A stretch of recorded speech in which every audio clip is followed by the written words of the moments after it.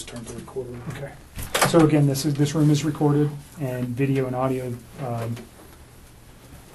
We introduced ourselves in the lobbies and earlier, so we're just going to do that again real quick. My name is Kevin Kovac. I'm with the Colorado Bureau of Investigation, and we're assisting the Frederick Police Department with this case involving Chris Watts. And this is Tim Martinez, Also an agent at CBI. Sir, if you just introduce yourself. Dwayne Kessinger. I'm Nicole's father. Dwayne, what's your birthday? November 3rd, 1958. And home address for you, sir? 8801 West 65th Avenue. What city? And that's Arvada, 8004. And a cell phone or a home phone or where? 720-982-4547. Thank you. And Nicole, can you just introduce yourself for the recording? Nichol Kessinger. Do you need all the other stuff too? Yes, please. I live at 12255 Claude Court, Unit 612. Phone number 720-656-9605. Claude Court, is that? I think we determined it was North Glen, right? Yes. You know your zip code? 80241. Okay. Can you speak up just a little bit so the recorder, I know you're tired and you're stressed, and we won't be here any longer than we have to be. You've already had a conversation with people before. You came here on your own free will to talk to us. We picked you up at your request and brought you here. You can get up and leave at any time. You don't have to talk to us. If there's a question you don't want to answer, don't answer it.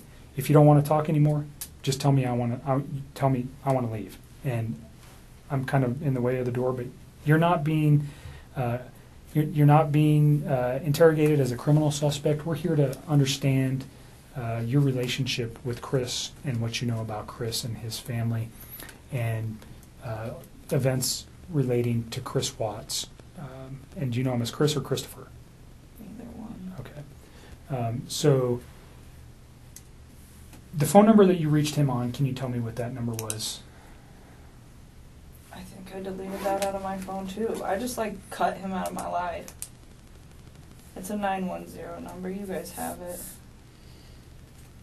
We gave it to Mark yesterday. Yeah, I probably You'll have it, have but it. just in case. I don't have it If I anymore. recited it to you, would you know it? Just the first three numbers. But you know it as a 910 number? Yes, that's what I do know. I mean, that's what I got. North Carolina or something. Yeah. That's North what it Carolina. is. Okay. So let's just start with a timeline of your getting to know Chris, how you guys met, where you met, all those things. And let's just run. And I'm not going to ask you specific questions unless I think it's necessary. I'll let you just tell me your story. I think it's a little bit easier that way. So I just want to know how you met him, where you met him, how long you guys were dating, and those kind of things initially. Okay. I think I met him sometime in June, probably early June. It might have been May. It was just talking at work. It was pretty casual. And he didn't have a wedding ring on his finger. And every time I talked to him, he didn't tell me that he was in a relationship. He didn't even mention his kids right away either. And then one day he told me that he had 2 kids. I was like, that's pretty cool. And started telling me about his kids. That sounded like a sarcastic comment. No, I thought it was kind of cute. I was like, oh, he's a dad. It was right around Father's Day too. So whenever that is in June. Okay. Yeah. So I'm not good with holidays. He told me he had kids, and then it was Father's Day shortly after Okay. that. So that's what I do now. And I was like, I thought it was cute. And then he's telling me about him. He's pretty excited about him. And then he mentioned that he did have a significant other. And then he told me that those 2 were in the process of a separation. Did he mention the children's name or his significant other's name? I didn't know his significant other's name for a while. And then I think he told me his kids' names pretty quick, but to be honest with you, on an exact date of when that happened, I don't know. So in May and June, first of all, where do you work? I work at Anadarko Petroleum Corporation. I'm contracted to Anadarko Petroleum Corporation. Okay, and you work out of an office setting where? In Platteville, Colorado. Okay. And Chris also works out of that location, per Yes. se. Yes, he's in the field, but he comes into the office with his team. So you work, what is your job responsibility? I do health, safety, and environment. Okay, so you work in the office and you take care of health safety for, Anadarko is an oil and gas company, right? Yes. So you're doing health safety in the office, and Chris works in the field Yes. as what kind of job does he do? He's an operator, so I don't know like all of his daily duties, but he's a field operator, so he works with like the oil wells. So he goes out and does work on those, whatever Yes. that work might be. But he comes into the office frequent. In the Or- mornings, his team meets in the mornings. They're not all in there every day. Some days some of them are in there, some days other ones are in there, but in the mornings typically from like 6:15 to probably 7, somewhere around there. And is that where you met Chris? Yes. Okay. So can you just take us through kind of a little bit of the early part of how he courted you or you courted him? I don't know which one happened. How you guys got to know each other? I guess we just started talking. He actually, so part of my job is to manage the gas monitors that we have. So Anadarko requires all of their field personnel to carry like gas monitor sensors for toxic gases, and it's my job to control the inventory, any issues, anything like that. And we were having some pretty serious like equipment issues, and we had numerous amounts of people coming in my office one day, and he happened to be one of them. And I'd seen him before, like they meet in the lunchroom, and that's where I go put my lunch in the fridge. So I'd seen him, but I didn't ever like talk to him. So that day we just started talking, and then every time I saw him in the hallway after that, and it was always hit or miss, like it wasn't an everyday thing, it was just when I saw him, we just started talking, and we just kind of had a lot in common and just hit it off, so we'd always have, pretty good conversations, and then, I don't know, one day he told me that he had kids and started talking about his kids, and then mentioned, yes, that I have a wife, but we're getting separated. I said, okay. And then When do you think that was?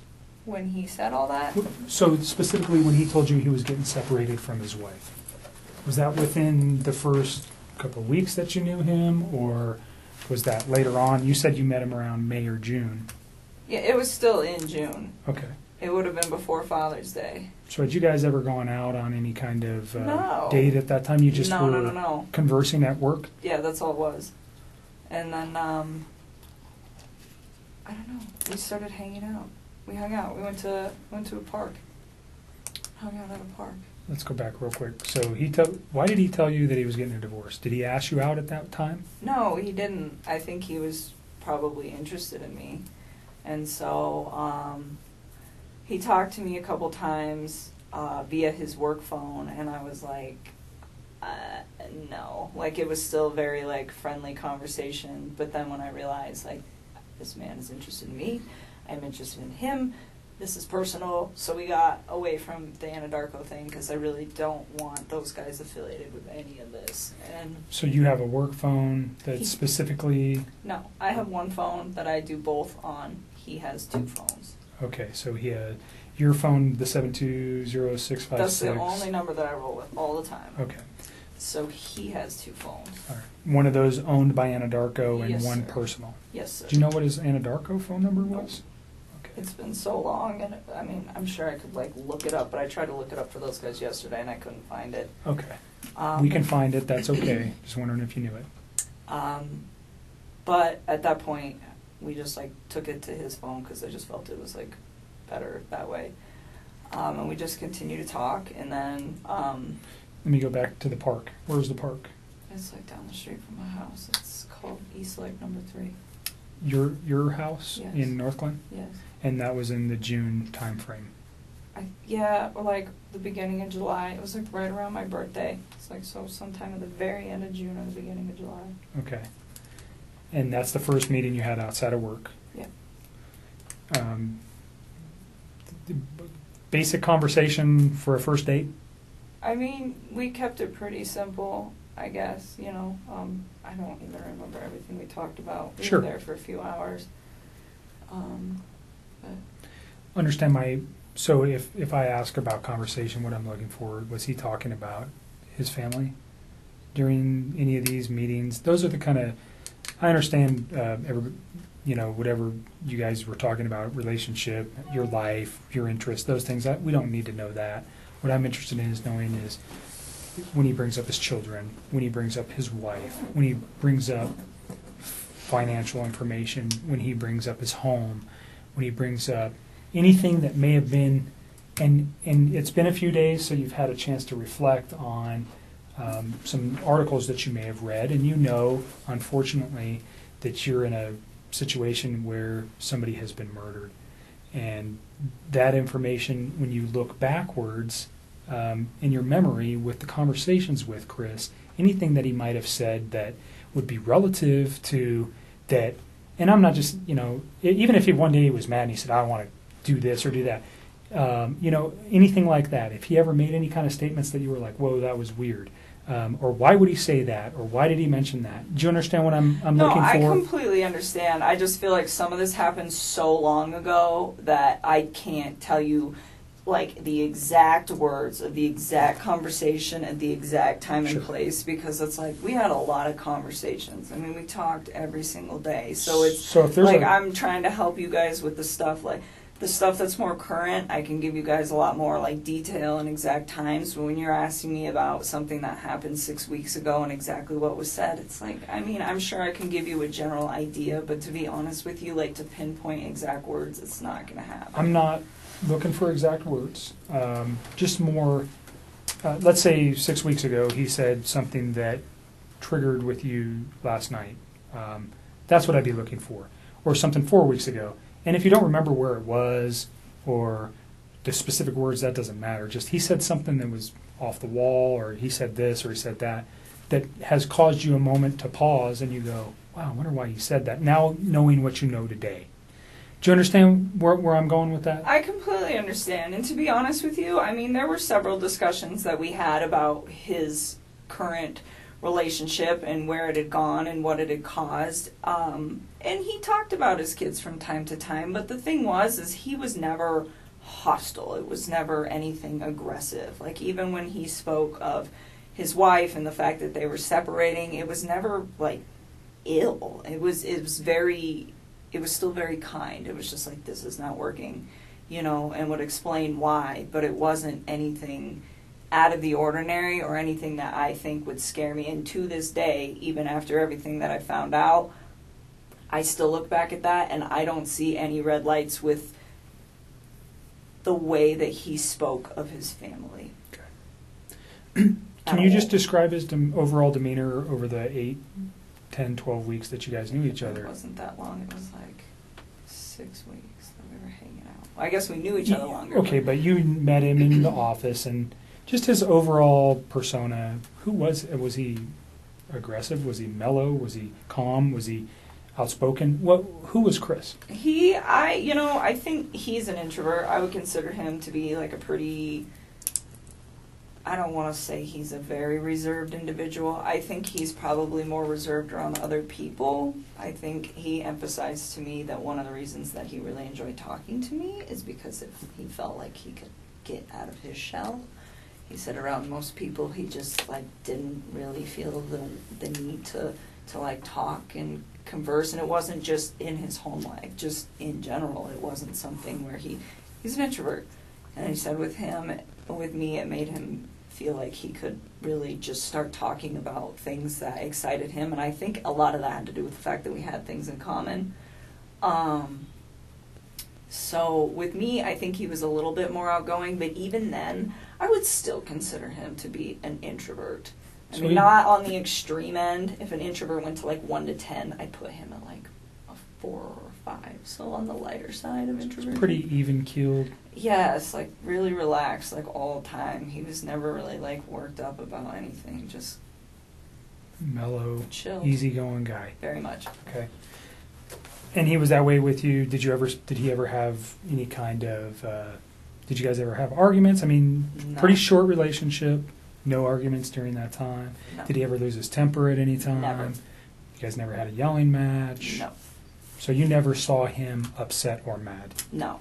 And there was a couple times that we had some disagreements on things that, as we like further progressed into this story, you know, but it was never like, I am very calm when I talk to people. It's like extremely rational when I handle situations that there's a disagreement in, and he always was the exact same way. Like always. Like I never stressed anything. I think one thing that actually kind of drew me to him was the fact that he was like very open with communicating with me if there were any like differences on how we saw things, or just like open-minded about things. It was actually, I personally thought it was kind of unique, because usually most of the men that I've ever met are typically very closed off, and I didn't get that from him at all.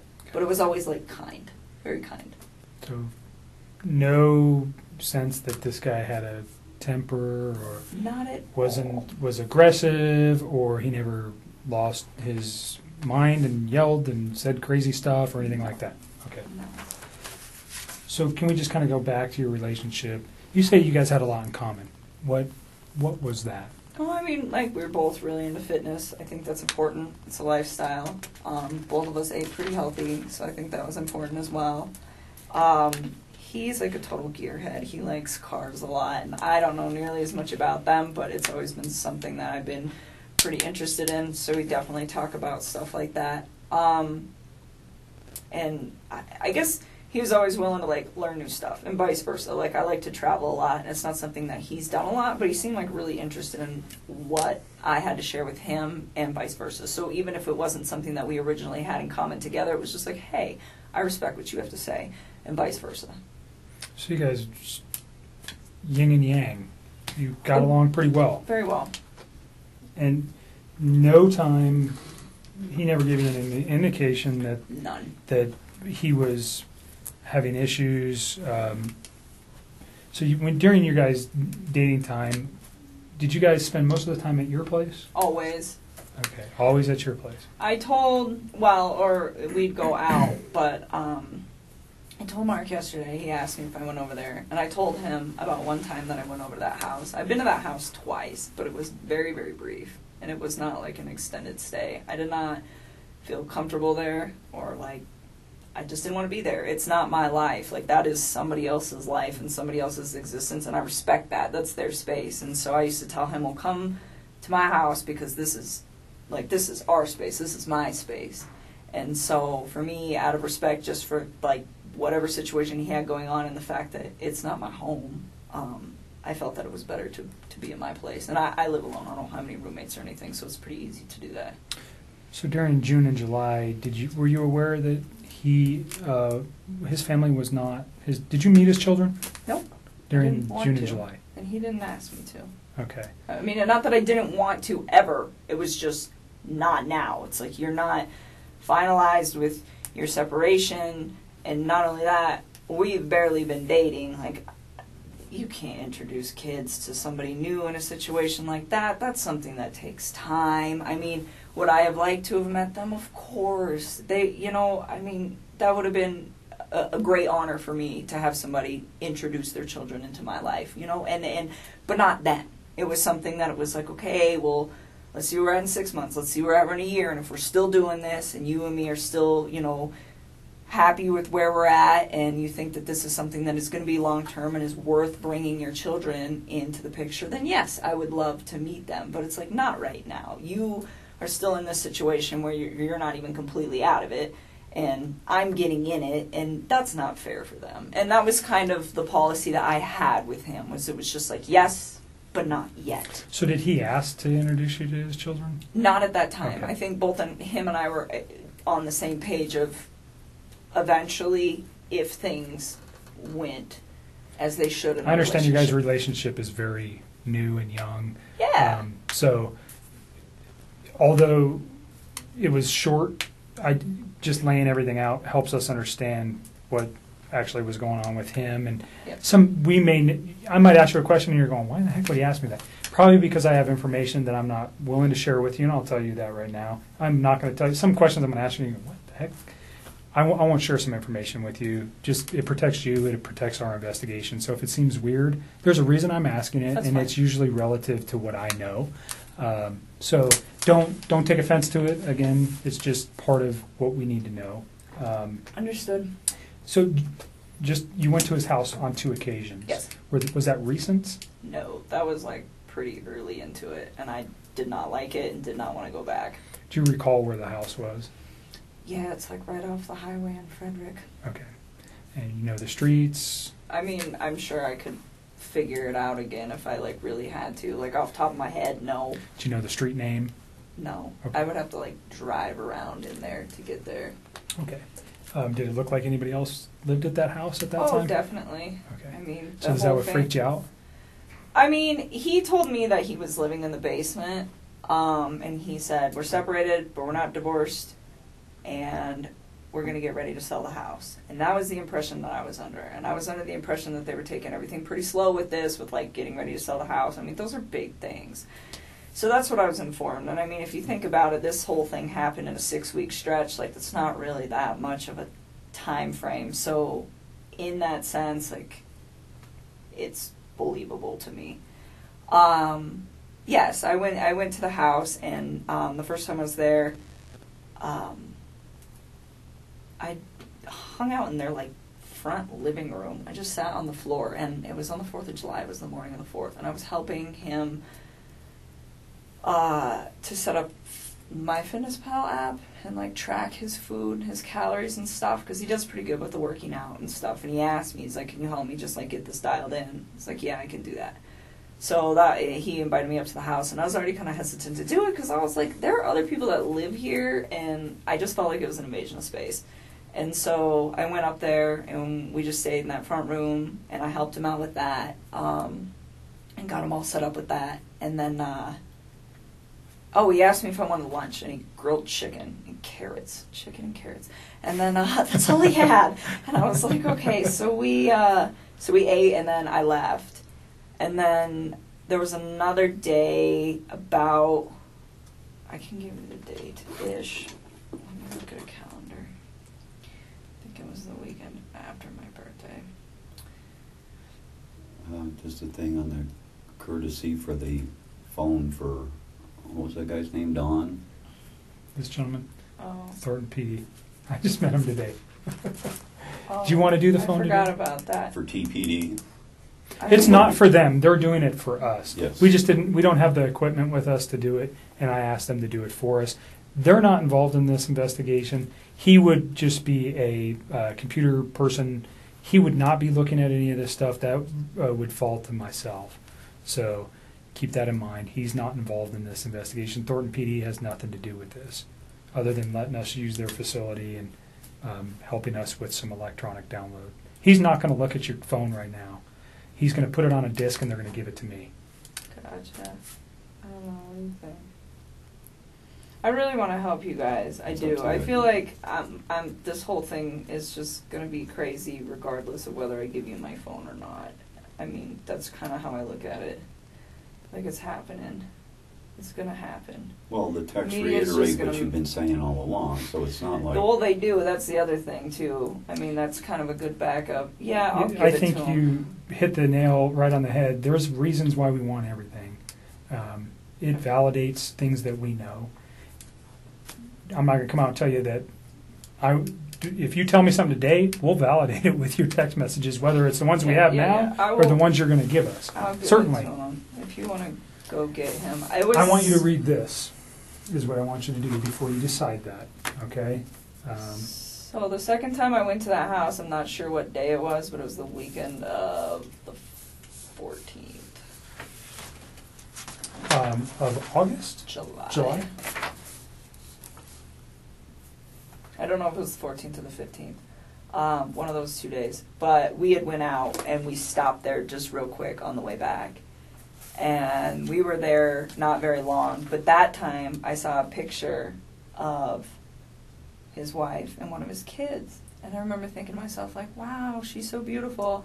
And I like took a step back and I was just like, this man has a gorgeous house. He has beautiful babies. He has a beautiful wife. He has an awesome job. Like, why would he want to leave this? And I remember talking to him about it, and that was the first time that I tried to actually say, what do you think about not separating from your wife? Like, what if you really try to work on this? And he had expressed to me that we've tried to work on this and it's not working, so that is why we're separating.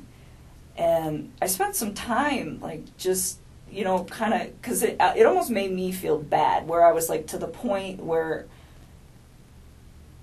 I'm engaging in a relationship with a man who, the way he described it, is in a contractual agreement, but was not in, like, an emotional relationship with somebody. And for me, the way I would have preferred to do this is to have waited till that contractual agreement was also done, and he was done. And he could have approached me and said, I'm just had a divorce, you know, maybe we could take this slow, what do you think? But instead it was, oh, we're separated and we're working on a divorce. And that is the part that I feel bad about, because I should have waited on that and I didn't. And, you know, I was just like, well, they're already there. So, you know, but then being in a house, I was just like, why? Fix this. Find a way to fix this. Make it work, you know? And I was like trying to push him to do it, and he seemed pretty reluctant to do it. He didn't want to. And, I don't know, we were still seeing each other fairly frequently, but I kind of like backed away so we weren't hanging out quite as much, and we were still close, but it was just, like, I really wanted him to try. Like, I wanted to know that he tried and it didn't work, and then he moved on, not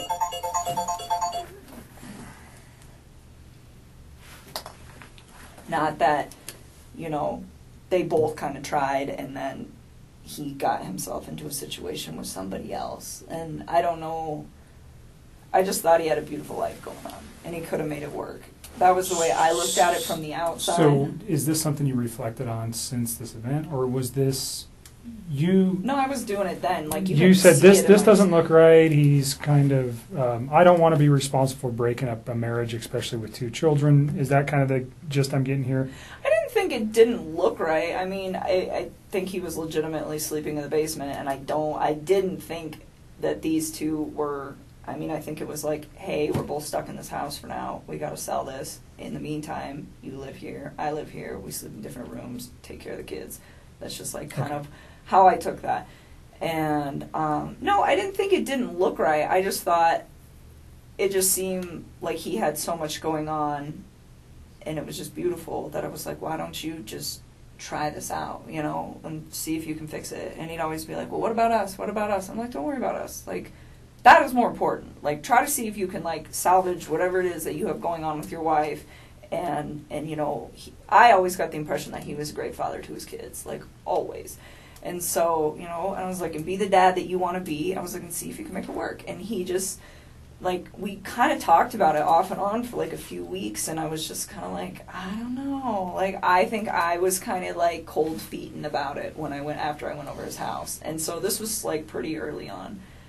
And then he told me that, he went to North Carolina. And he was like, I'm going to talk to her when I'm in North Carolina and see if I can get her to do this, to, like, try to, like, rekindle the flame. Okay, so try to salvage his relationship as you've been asking him yes, to do. And then if he When decided, did he go to North Carolina? I think it was, like, the last week of July, somewhere around there. Okay. So, I mean, this was, like, a couple weeks that I was just kind of, like, trying to push him to do that. Let's pause at North Carolina, and we'll come back to that real quick. I want you to read this. If you don't understand what it means, then ask me the question. But basically what it says is you have the right not to let me look at your phone. I'm asking to look at your phone for the purposes we previously discussed, for the text messages and your phone log, and unfortunately the photos that are attached therein too. That information is only relative to this investigation. I'm not looking at anything else except for the conversations between you and Chris Watts, and the phone data between you and Chris Watts for phone calls, for times and dates for those phone calls. And then the content of the text messages that are there. And we'll write that specifically down here. Understand that. I just don't want anybody to get some of those texts. Like, they have nothing to do with this case, and they're just like... Between you and Chris? Yes, they're just So just tell me what you're... They're just kind of raunchy. Okay, Like, I well, don't need anybody. everybody's I don't an adult. Need that posted like We're not going to somewhere. post it. I don't need. I don't want the newspapers to get that. That's all I want. The I just only need ones them that to we would not be get looking that. for, again, is the same kind of questions we're getting to here, is things about his children, things about Understood. his wife, the Understood. questioning of, did he ever, has he ever said something to you that might indicate, maybe not then, but now, that there was something like this in his mind? Or you know what we're looking for. I don't need to come out and tell you that. I understand the embarrassment of particular photos or potential sexual types of conversations you may have had with Chris. It's not relative to the investigation. We don't care. Okay, you're an adult. I'm an adult. Everybody in this room, even your dad, and I give it to you for saying that stuff in front of your dad because I'm not sure many women could do that. So that's not what we're after. We're after the information that corroborates things that you've told us, and also that corroborates or may tend to prove that things that Chris told us were a lie. You understand that? And that's maybe going a little bit far. I usually won't tell people that, but because of your reservations, that's what I'm looking for. If I can disprove something he's told me by a phone records don't lie. People do. Okay? So if I can disprove something that may be important, that's what I need it for. I'm not saying I can. Has it happened before? Absolutely. Is it critical in cases that I've worked in the past? Yes. So that's why I want it. Okay? Again, you don't have to give it to me. You can tell me, I don't want you to have it. Go get a warrant. I'm not even going to tell you if I go try to get a warrant right now. I'm just asking for you to consent. And again, we can write right here what you're willing to give me, which is the text messages and the phone log. And unfortunately, again, the attachments on some of those text messages. And I'll write it on there, and then you'll just sign it. Okay? Do you understand the questions there? Do you have questions about any of the things that it says? You understand you don't have to do this. You're doing it of your own free will.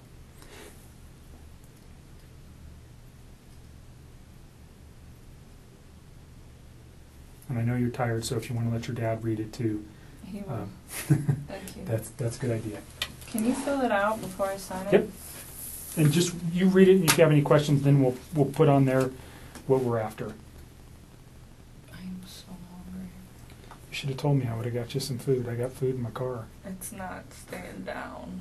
It's just coming She hadn't been back up. feeling good. Not because of any, just, Like, I got sick prior to this Jim. whole thing happening, and then I think all of this compounding with the Stress. fact that I'm sick, it's just not good. I've not really been eating or sleeping much at all.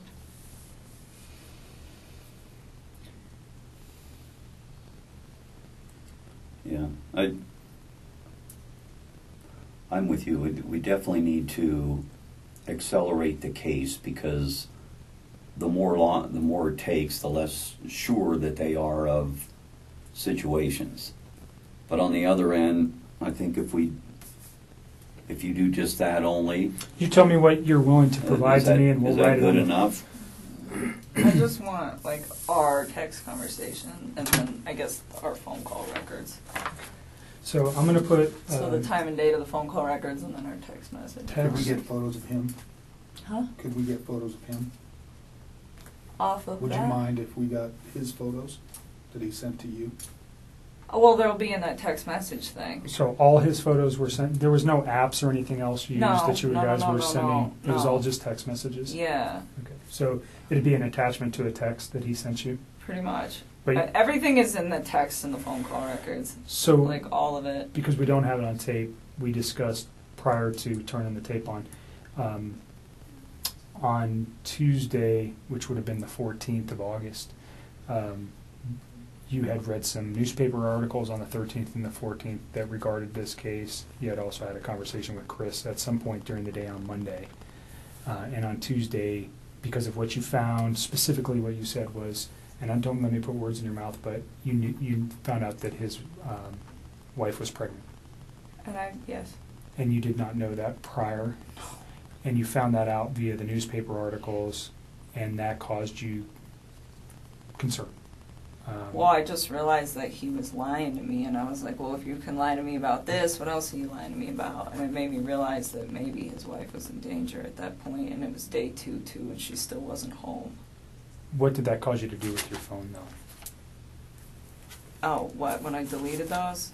Yeah. I was just kind of grossed out by him, to be honest with you. I was just like, I don't know what's going on right now, but you just lied to me, and I don't want to see this come over my phone anymore. So I removed it. So you you already said, but you removed text messages? I deleted all of his stuff because he lied to me. I mean, that's what it was. It was the hurt that made me delete it, and then it was the lie that made me start questioning everything else he'd been telling me for the last few days. And that's when you decided to come forward? Yes. Okay.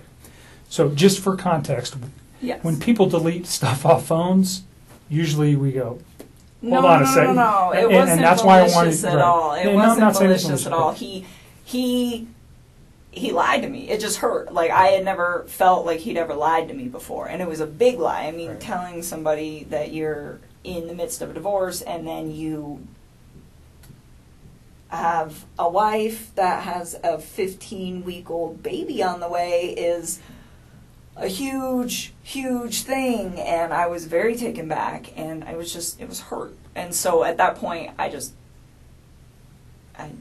deleted it. I had a few more quick things to say to him, and then I just got rid of him. That's literally what I did. I just cut him out of my life. It would have honestly been like a bad breakup kind of thing. Like, if none of this other stuff would have happened, that's what it would have been. That would have been the end of it. The information was not destroyed because there was anything in there that would be harmful to you or potentially to Chris at this point, but harmful to you in particular. That's not why you did it.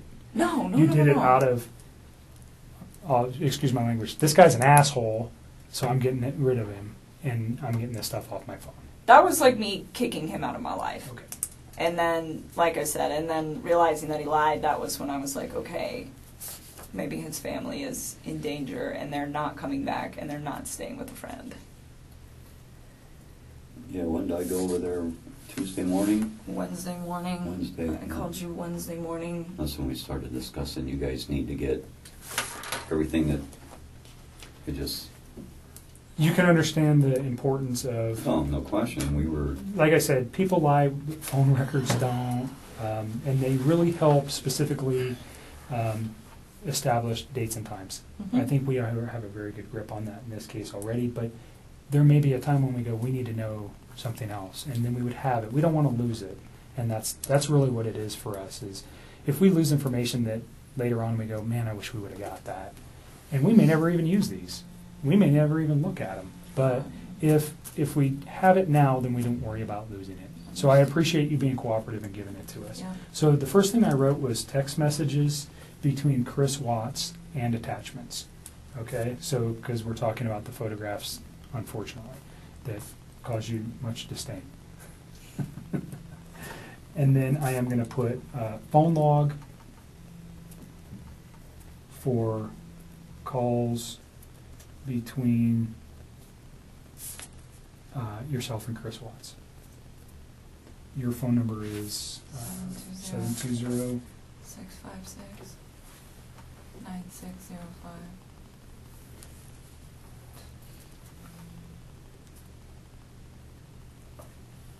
And this right now is located we're at the Thornton Police Department.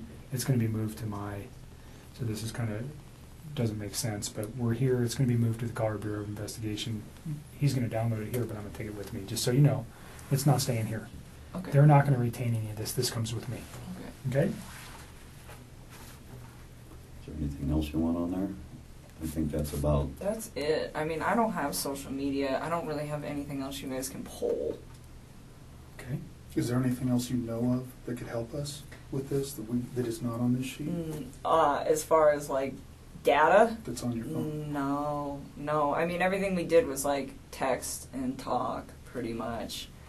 I mean, and like I said, any pictures that I had, like even if you were to restore all my regular photos, there's so many pictures in there, and you wouldn't even know which ones were for him and which ones weren't. But any picture that I wanted to send to him, I sent via text. So if you guys go through the text and the attachments, you will have you will have everything that wasn't said verbally and was done via text. But I think that's it. Like, I don't have anything else.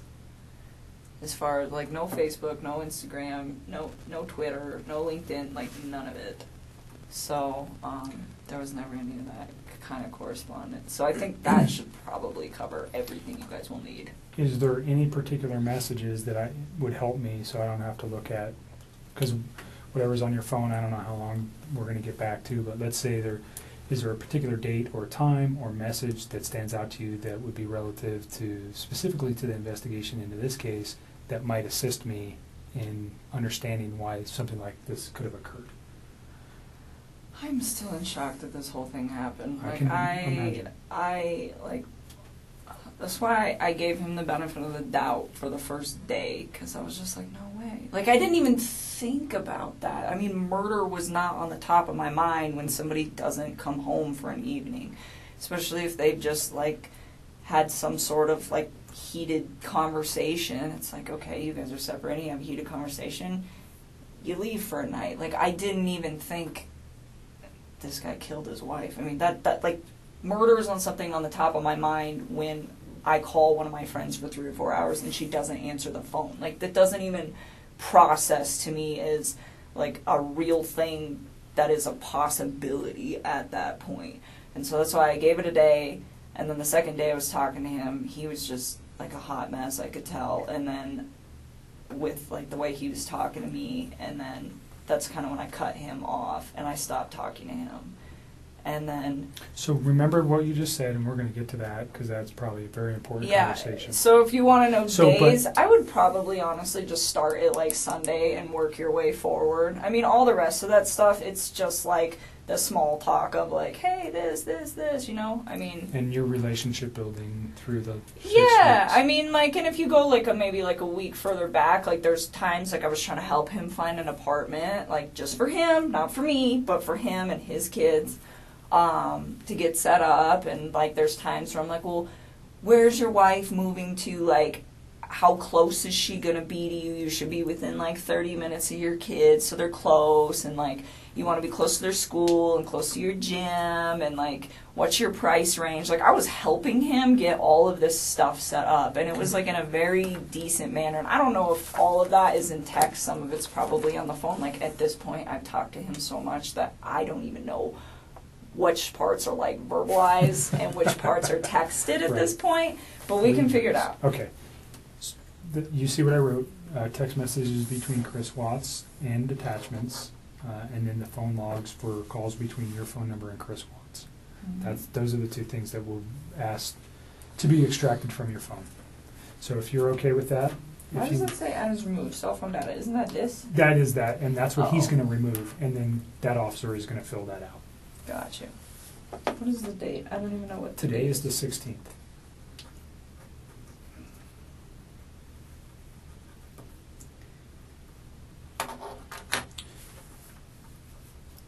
You want to add anything to this? If you give us your other phone, than we'll get him started. Yeah, we want to give you everything, but we also want to be protected in doing so. Is more of the Sure. thing. It's just And when he's done, we'll give you a copy. Is there a of this. password or anything? Like, will it lock up after a Yeah. period of time? Yeah. Right here. that's what it knows. And Make sure there's nothing written on the back. Thank you. There's not. I checked before I read it off. Let's go back to North Carolina. Okay. He went to North Carolina, and he was trying to rehab his marriage with his wife. He said. Do you he know was- her name at this point? Yeah. Okay. Are you okay saying her name? It's Shanann. All right. And do you know the children's name? Yes, it's Bella and Celeste. Okay. Cece. She went by, they called her Cece. Mhm. All right. So he went to, were they in North Carolina They were already already? there. If you want something. I don't know if my stomach would do that. Yeah, they were already out there. He just flew out there to meet up. Do you know why they were there? They're all from there. Okay, so they were there They for... were visiting her family for the most part until he got there, and then they still were mostly visiting her family. Okay. Hey, do you know how long they had been there? A while, like weeks. All right. And he flew out to join his family there. Yep. Did you know specifically where he flew to? What, airport? No, what city? No, not off the top of my head. Okay. I'm sure if I thought real hard, maybe I could think about it, but I mean, come up with it, no, I don't know. All right. So he goes there. You said it was like the last week of July? I think so. I think it was like one of the last days of July. I'm almost positive. I think it was a weekday. Okay. Yeah, he flew out there, and I thought I had like convinced him to like try to make peace with her, and I was like, if you guys work on this, like, I'm out. Because what's the point? Like, I'm not trying to be with somebody that's in another relationship, which I know that sounds silly given the whole relationship that we had in the first place, but I really was under the impression that they were separating. I mean, it was like reiterated to me so many times that that's what I thought it was. And it made sense to me too, because like he could pretty much call me whenever he wanted. Like, I was the one that would tell him like, hey, when your kids are awake, you need to spend time with your kids. Like, do that. And then after they go to bed, like, if you want to talk to me, you can talk to me. But it was never like this super, super restricted thing. Like, sometimes, like, right after work, if I was, like, still talking to him, I'd get kind of bummed out. And I tell him, just like, oh, it's frustrating sometimes, like, having to, like, wait. But at the same time, I was never like, this is horrible, or, it was always like, I understood why. But then once his kids were asleep, he never like had any, it was like he could do what he wanted. Do you know what I'm saying? Like, sure. He was in his basement and she's upstairs and they're not speaking. So it kind of made sense. It wasn't like, and you guys are just texting and or talking or whatever, right. I mean, and it was like I said, it was at certain times, but that time, and originally it wasn't, but it was me that put that time frame on there because I thought he should hang out with his kids. Those 2 times you were at his house, did you see any evidence of that? Him living in the basement? Did he ever show you that area or anything? I've seen it, yeah. I went down there and saw his little workout equipment, and there's a bed down there all set up, and the basement was all clean and organized and stuff. So, like a decent bed set up. So it made sense to me. Like, hey, this is what's happening down here. So I saw it. even though his family was in North Carolina for multiple weeks, it appeared that he was still living in the basement. Mm-hmm. Well, and he told me sometimes he would like go upstairs and sleep if like he was home alone, because I know she'd like go on business trips and stuff. But he's like, I don't like that bed anyway, so he didn't really like sleep up there. I was like, okay. Even when it was just him. So Okay. that was the impression that I got. I don't know what you're talking about. North Carolina. Go back to North Carolina. So, North Carolina. So, he still made very frequent communication with me when he was out there. And at one point, he told me that they sat down and they talked about it. And he told her that he wanted to either fix things or like to try to fix things, and if she didn't want to fix them, then they needed to like move forward with the separation and like actually file for a divorce at this point was the impression that I got from this, and was what he told me. And so he said that she was like pretty receptive to just not trying. He was like, she seemed like she just wants me to go. He's like, when she has her mind made up, she has her mind made up, and that's what she wants. And he's like, she doesn't want to try anymore. And he's like, and neither do I really. And he was like, it's done. And he's like, and then the next day, I don't even know what days these were. Sometime when he was out there, he told me, we're putting the house up for sale as soon as we get back. And I was like, well, that was quick. And he was like, it's her. She's ready to go. And I was like, okay. And so I left it at that. And then he got back, and I started asking him, like, what are you going to do? Because the Colorado housing market is fire, and you guys are going to sell this house, like, real fast. And I'm like, you need to start looking for a new place to live. And I'm like, where do you want to live? And I was really trying to help him out. I'm like, do you want to get a house?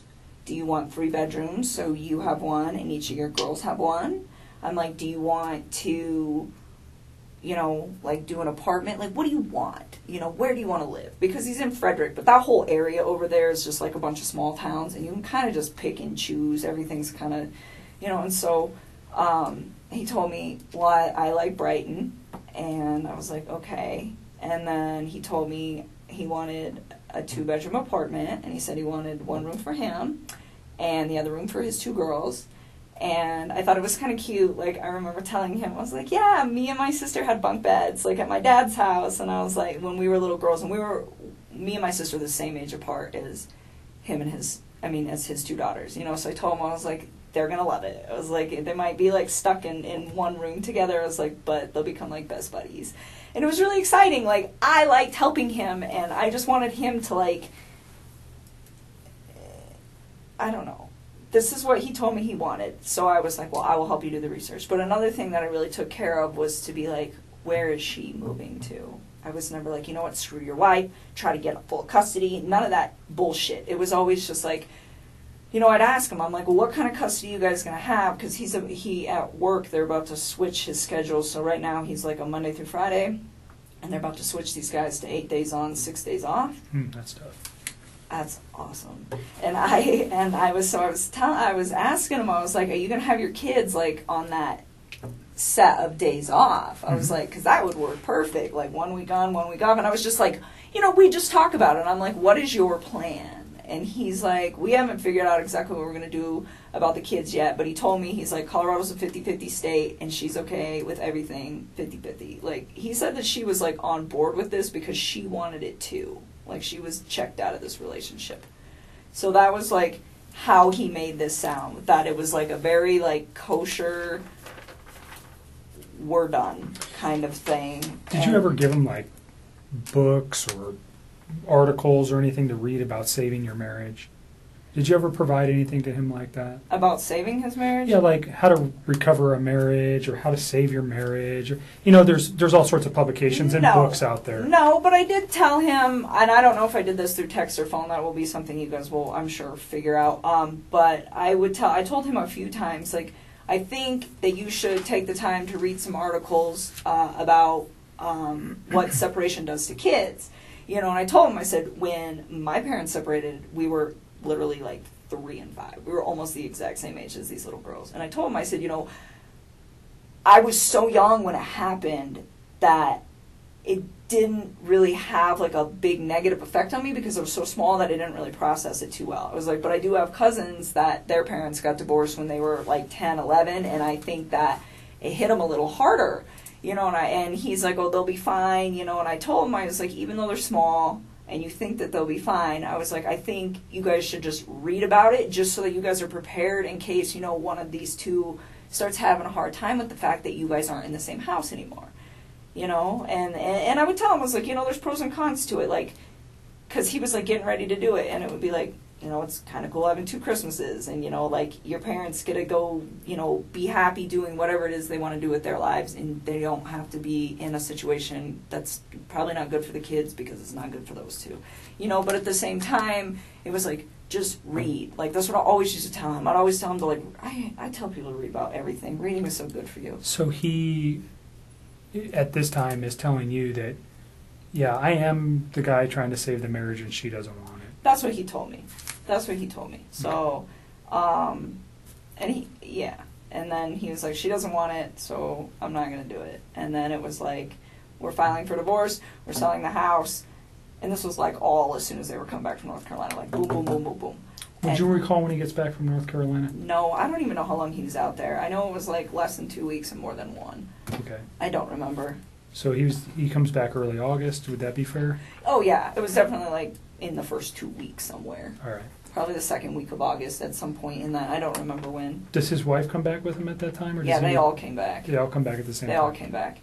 And then, yeah, so he continues to just, you know, tell me that this is like what he wants. And so I took the time, and you will see that in the text too, where I I found this apartment. It was perfect. It was so cute. I was like, it's in your price range. It's like 6 miles from the gym. It's 23 miles from work. I'm like, you know, it's super close to Frederick. It's going to be by your kid's school. Like, this is the spot, you know, and I told him, I was like, I'll keep looking for more places. And he's like, well, there's some that I want to go see too. And he actually had me thinking that he was going to go look at these places this week. before all Okay, this. so this is fairly recent then, if we're this talking. just happened, like in the last. He's going to couple go weeks. look at apartments. He wanted me to go during, with him. when you say this week, are you saying Like this Monday this was week. the 13th?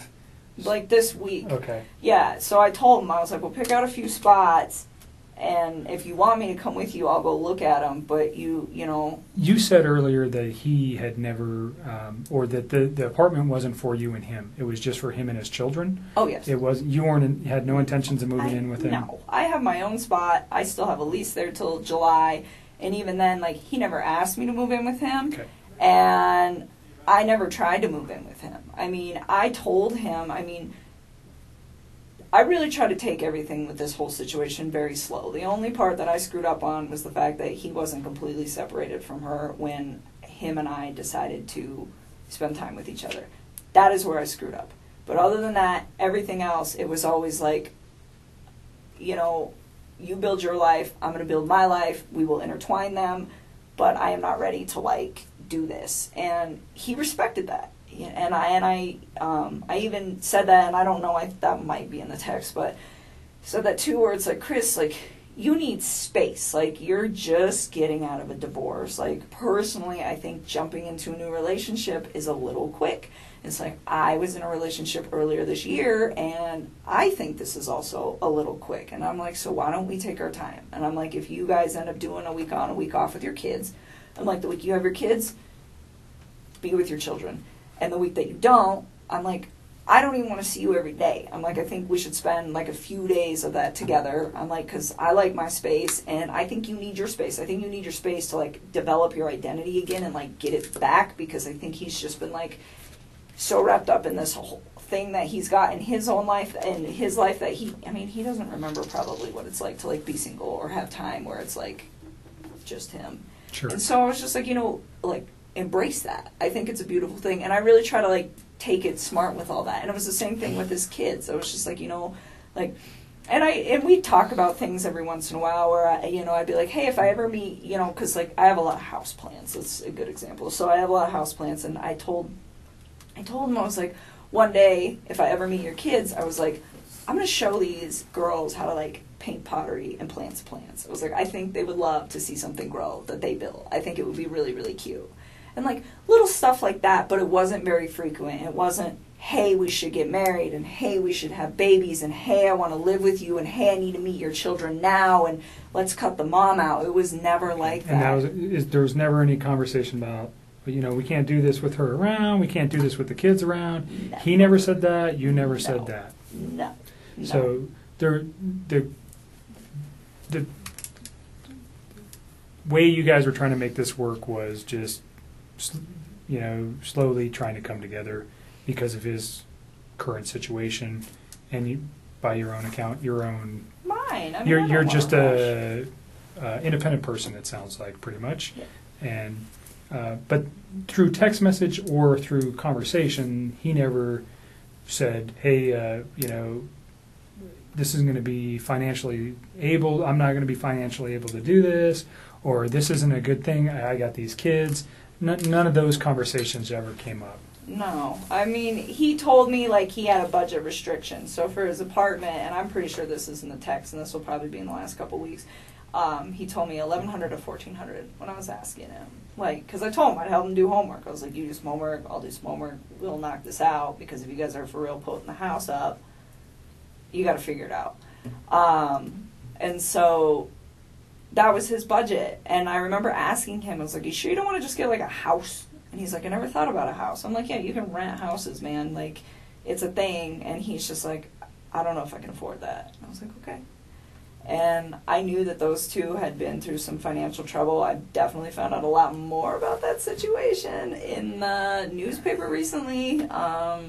Okay, so prior to the newspaper, how did you know he was in financial difficulty? Because when I went to that house, everything in there is very, very, very, very nice. It looks like it all comes with a very expensive price tag. And I didn't say anything to him about it, but I could kind of tell then where I was, like, just looking at everything, like, how do you guys afford this? And then he has that car. I don't even know how much that car costs. But I bet it's what car is that it? Lexus. I'm sure that thing cost like 80 grand, but just like money. Like everything just looked like it cost a lot of money in that house. You probably have a decent idea of how much money he makes. Yeah, and it's not enough money to pay for all that. Not even close. Did you have any idea of what Shanann did for a living or how much money she might have made? I mean, I had an idea. I would consider her like a sales rep. I don't know how else to describe that. For the company that she worked for. And I don't know exactly how much she made. He said that she was really competitive and she liked to try to keep up with him. He's like, she gets close sometimes. So I don't know how much those two brought in. I mean, off the top of my head, if I could guess, probably somewhere around like $140K a year. I mean, I don't know. Because I don't know exactly how much he makes. And I don't know exactly how much she makes. But based just off of like what I know about the oil field, like, yeah, I would say that's probably an accurate estimate. So even if they're making, let's just use the figure $100,000, they're living above their means or below their means? Oh my God, like way too much. Way.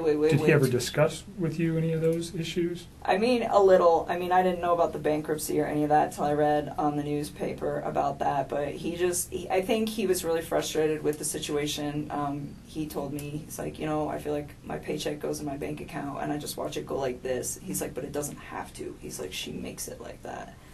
And I was just was he resentful for that? I don't know if he was resentful. I just think he was frustrated by the fact that they could be doing a lot better financially, and she, from the vibe that I got, had really bad spending habits.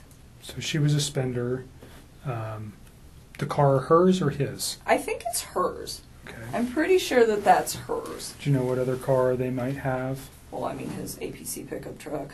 And that's it, I think. That's owned by Anadarko, though, right? Yeah.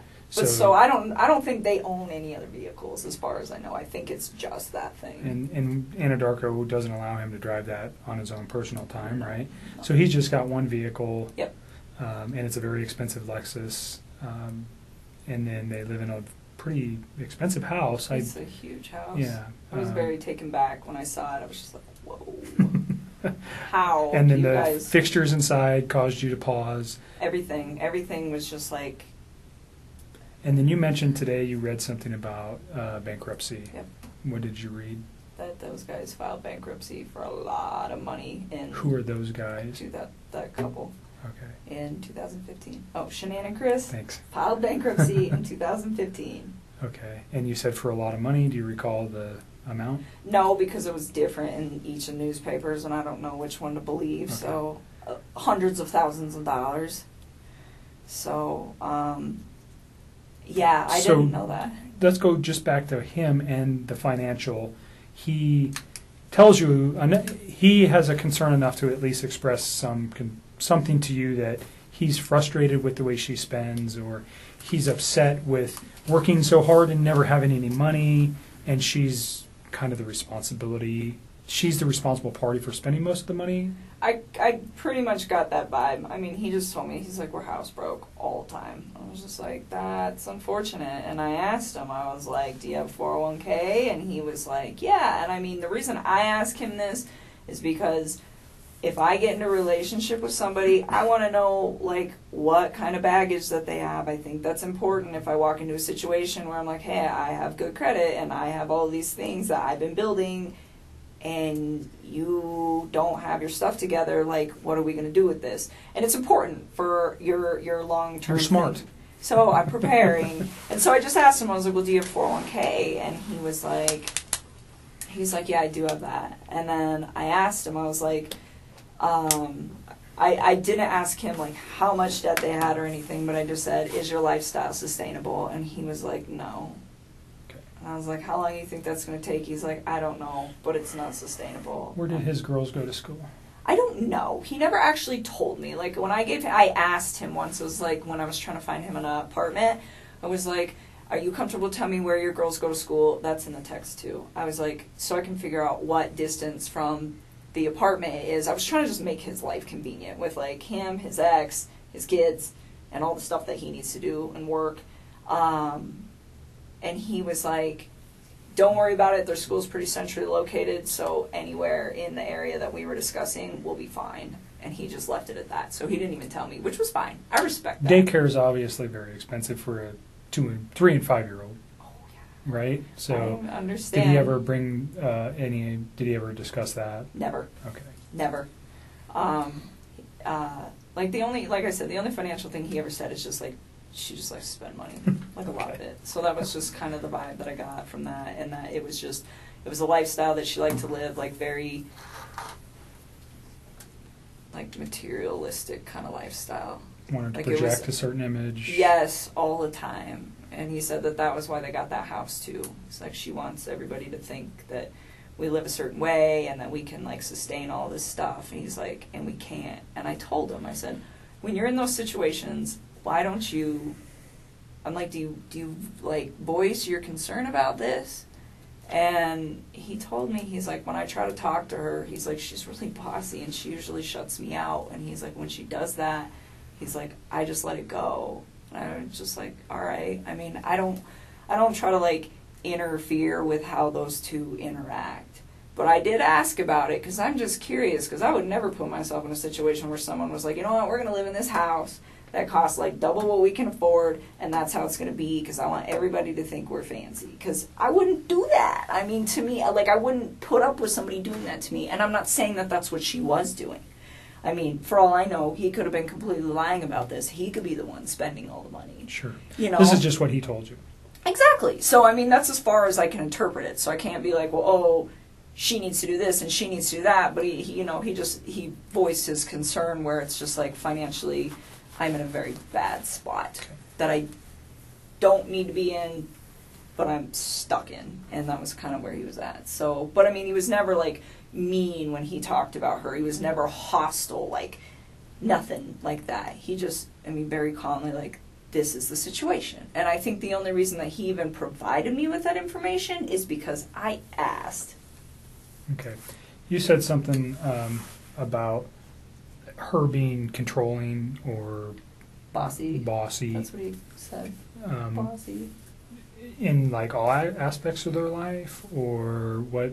Do you know exactly what he meant by that? How that affected him?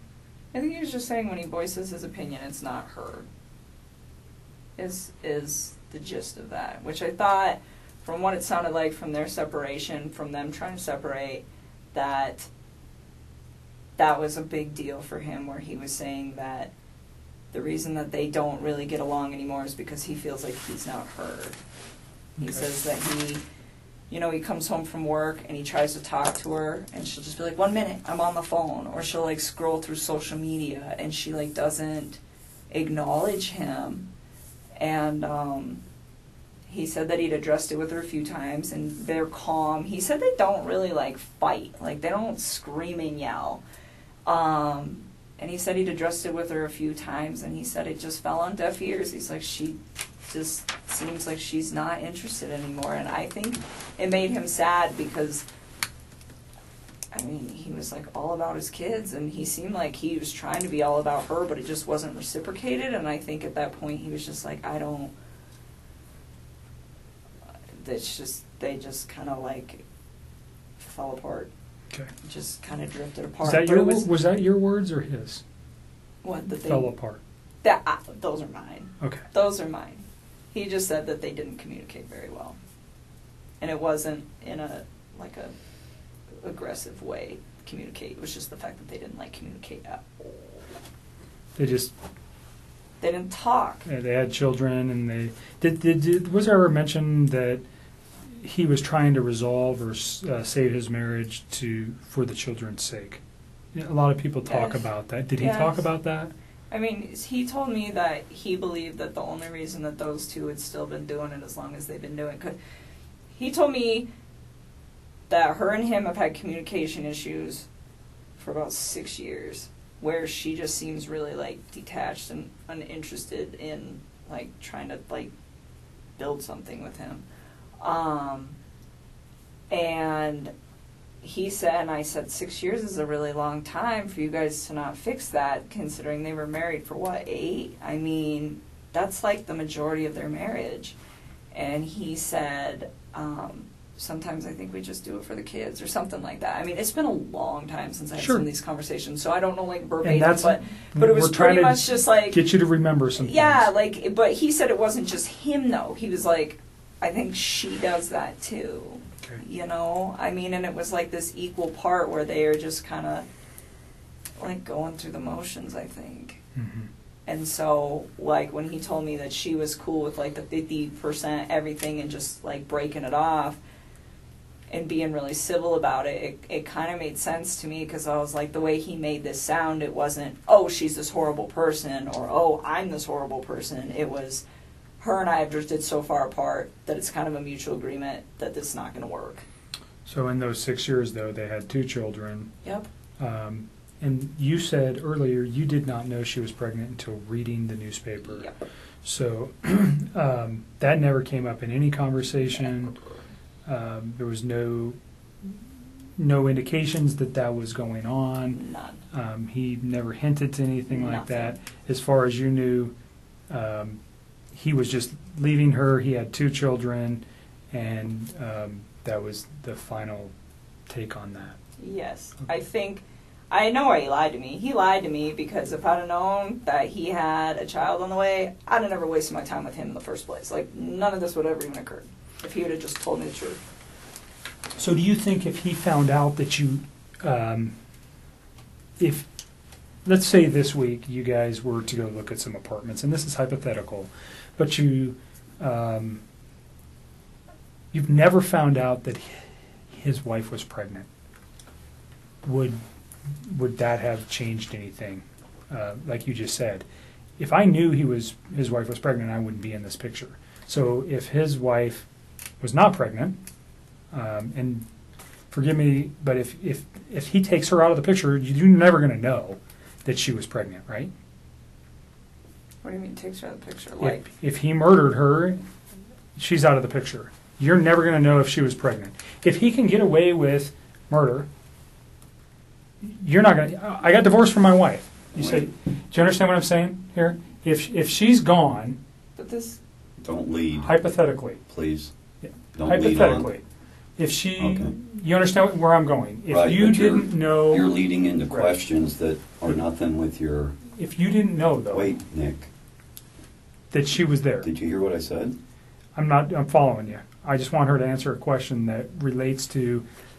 She said something that's important, that if he didn't have a child on the way, or if she didn't know that, she would have continued the relationship, right? But he killed his kids. At what point does he think that I'm going to be in a relationship? I'm not talking about the children. I'm just talking specifically about her. If you only knew, if the kids were still here, and he called you and said, "I'm divorced from my wife," and he gets away with this, do you understand what I'm thinking from his aspect? I still wouldn't do it. I still wouldn't do it because I'd be like, where did she go? Okay. Because I'm under the impression that she's a really good mom. Like, he never bashed her momming skills. Like, no, I wouldn't, no. Okay. No. And you see where I'm trying to take that? Yes. So you guys never had a conversation about the child, period. I didn't know Okay. at all. All right. And by your words, if you did know, you would have ended the relationship. Well, because it wouldn't have made sense to me that he's like, I'm getting separated. Oh, by the way, I have a baby on the way. It's like, That's 15 weeks. You are a liar. You're just trying to sleep with me. That's what I would have probably interpreted that as, and I'd have just shut that off at work, and that would have been the end of it. Okay. All right. We can move past that. The week that he comes back from North Carolina, you don't remember, somewhere in the first couple of weeks of August. Yeah, I think it was the second week, but I don't remember off the top of my head. So we'll just use August as a time frame. Is that fair? Because you know he left in July and he comes back in August. How many times do you think you see him? I saw him a few times. I saw him this past Saturday. I saw him the Wednesday before that. And he wanted to see me more. I was the one who wanted my space. I was like, nope, your kids are home. Go hang out with your kids. And even on Wednesday, I cut it short. Like, he came and hang out with me for a few hours, and then I was like, go chill with your kids. Okay. I was always like, Do really you respectful know of their space. specifically where you guys went? Did you meet at your house? Did you guys go to any restaurants? Did you go to establishments? Where'd you go? Last Wednesday, he came to my house. And this past Saturday, we went to, what's the name of that bar that we used to go to? It's not the same, the Lazy Dog, but it's the one off of 144th and I-25. I think it's 144th, up there. And it's the Lazy Dog? Yes. Did he ever mention a Rockies game that night? No, I don't think so. But the Broncos were playing. Okay. Which we couldn't see because they sat us in really crappy spots, but it's okay because it's preseason. But, So do you recall what time you went there? no. I remember, well, kind of.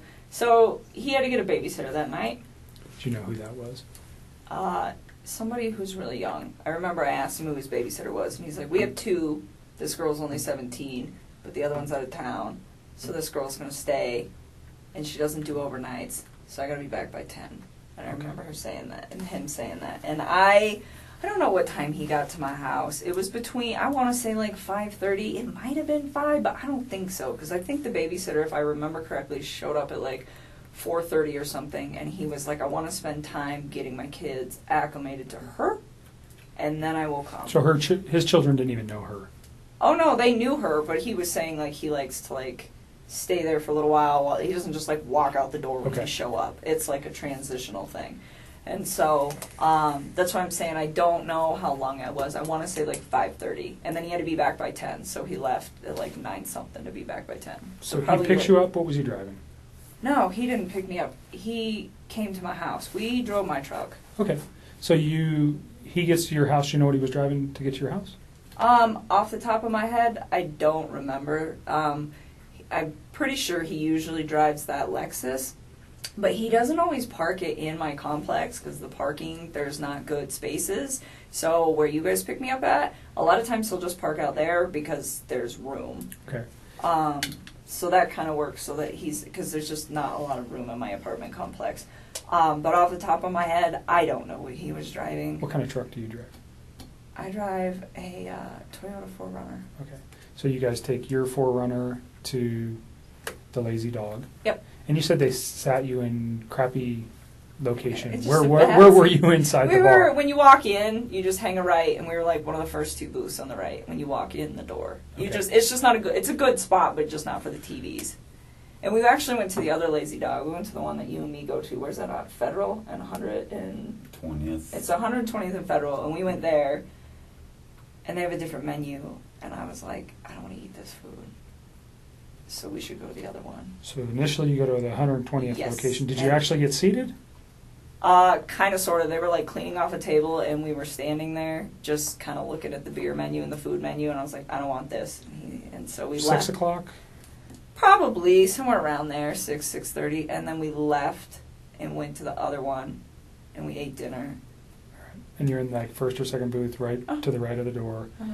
I'm just asking because if they have video, we want to be able to verify that. Uh-huh. So that's why it's important. Uh-huh. And you're there for how long? I don't know. Probably we didn't stay for dessert, so I don't know. How long does the restaurant take? Like an hour and a half? I don't know. I've never been to the Lazy Dog. I don't know. Probably about an hour and a half, and then we went back to my house for a little bit, hung out at my house for a little while, and then he had to leave, and then he left. Do you recall what time he left? Off the top of my head, no. I remember he was like gonna be late to be back at 10. I think there's a text message where he starts texting me when he's home at his house. Okay. So you can probably figure that out. And I remember I texted him back and I was like, damn, that was quick. Or wow, that was really quick. He's like, yeah, I even had time to stop at the ATM or stop at the gas station, stop somewhere to get money to pay the babysitter. Okay. And I was just like thinking like, well, that was really fast. But I think he was still like a little late coming back, but nothing too drastic. So he probably left my house like somewhere around 9:30ish. All right. And he goes straight home. He texts you. Well, I was already home. Right. No, he texts you. He goes straight home from your house, and he texts you that he's home. Mm-hmm. So that should be in your text message. It should be. I'm pretty positive that was not a phone call. I'm almost positive that was a text. Sometimes I get them flip-flop, or I don't remember, but That's sometimes I know. I'm pretty sure that one was a text. Saturday, during your dinner, what kind of conversation did you guys have? I don't even remember. Oh, So he's been trying to like eat a little healthier than he normally does, and he's always like been in the working out since I knew him, and he like tries to eat clean, but he was trying to like step it up a little bit, and nothing like the people who do like the competitions and the shows that are all super restrictive. I mean, it's nothing like that. It's just like day-to-day general maintenance, but it's how I eat, and it's pretty healthy. And he's been losing a lot of weight. He lost, I want to say like 13 pounds in the time that we were hanging out. And honestly, when you start eating a little bit cleaner and you start working out a little bit harder, the first couple months, especially for a man, because they lose weight faster, it's not something that's like that drastic to me, but it did stand out that it was like a little much. And so I was like, whoa, like maybe you're not eating enough macronutrients, so let me look at them. So he had been working on his MyFitnessPal app and like programming like all the stuff he eats, and I just started going through them, and I was like trying to figure out like where his ratios were, and we actually spent a lot of time doing that because he'd asked me to do it for him, because I just was at the point where I was like, if his weight loss slows down in a few weeks, he'll be fine, and if it doesn't, then his macros are a little off. It's not like that big of a deal like in the workout community. This is like a very normal thing. But Did you have any other outside concerns, like potential drug use, alcohol use, any of that stuff that led you to go, oh, he's lost an extreme amount of weight in such a short period of time? No, and I wouldn't call it extreme. It was just like, it was a lot. But I mean, when I first started working out, I dropped like 12 pounds in 2 weeks when I first started like hitting it hard with the diet. So the fact that he lost like that much weight, it wasn't, like I said, it was not a surprising amount. I just didn't want it to be like a sustained amount. But no, I didn't think anything weird of it just because of like how interknitted I am with the like workout community, and I know like this is possible. But it just, the thing that concerned me about it, I guess, and it wasn't even concerned, but the thing that like kind of red lighted me like, hey, this might be carrying on, is the fact that his macros were like pretty dialed in. Like I had wrote them and he like didn't stay exactly on them, but his calorie intake was about where it needed to be, my experience anyways, for like what he was trying to achieve. And so I don't know, he didn't seem to have a problem with it.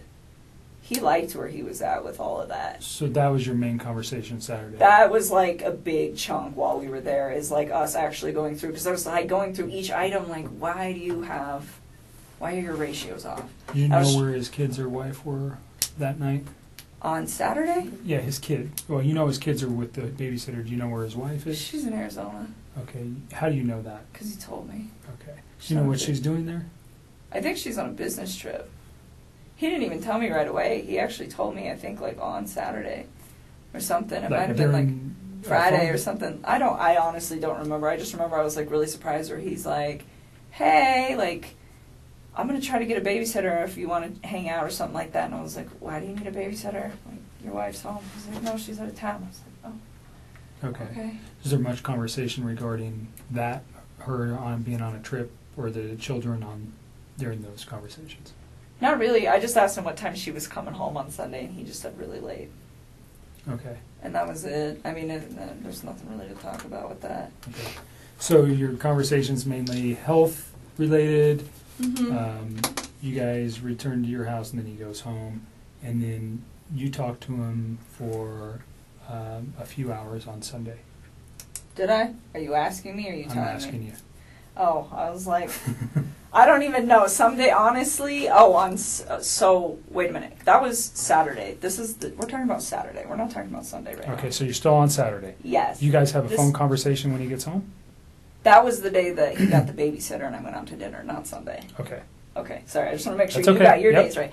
So Saturday, yes, we went out, he had the babysitter, he went home. I'm sure we did. We always talk on the phone. And honestly, I mean, Mark asked me that the other day. He's like, how long are you on the phone? 15 minutes, 20 minutes? Like, you're going to have to look at the records, to be honest with you. Like, so much. You like to talk, I can tell a little bit. Yeah, a little bit. 400, when she was young, she'd crank out about 400 words a minute. Gusts up to 600. That little thing can yak, man. You're a talker, so I'm letting you talk. I need to use the restroom. Let me show you where it's at. Can you So- give me some water while you're out there with Sure. them, please? Thank you.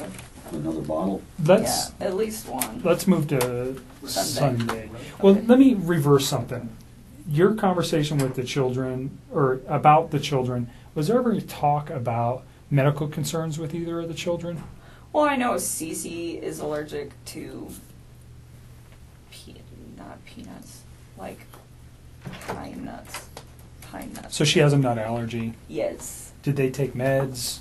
Yeah, I know that she had like an EpiPen, but as far as I know, she didn't have any meds. But I never asked. Like I was just told like she has a pretty severe allergy, and Enough to carry an EpiPen, that's pretty severe. yeah. While we're on this, so when he was in North Carolina,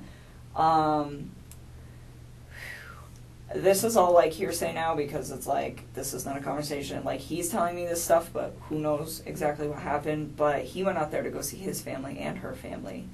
And while he was in town, before he went out to North Carolina, I guess his mother had accidentally, like, not exposed her to something with nuts, but had, like, given a product, I think it was like ice cream, to a different kid that could have traces of nuts or something. I don't know. But it was like his daughter was fine, but she was, like, in the range of contamination. And I think his wife was very upset about that, and when he got to North Carolina, he told me that he was supposed to spend like half time with them, half the time with her family, and that was supposed to be what it was.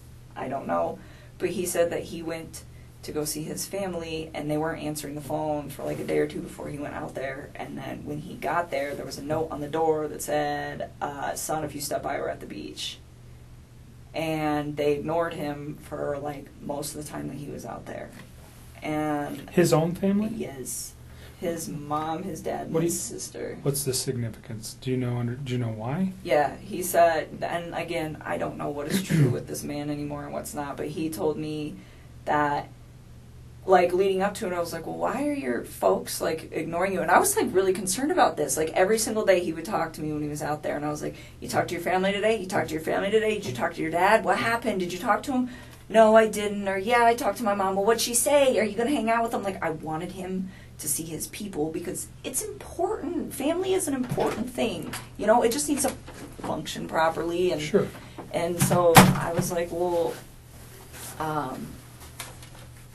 and he was like, well, they're ignoring me. And I was like, what do you think happened? And he's like, I'm not really sure, but I think something was said between my wife and them during that incident. And he's like, because The every time peanut yes, or that happened nuts. before he got there, yes. And he's like, because every time that I try to,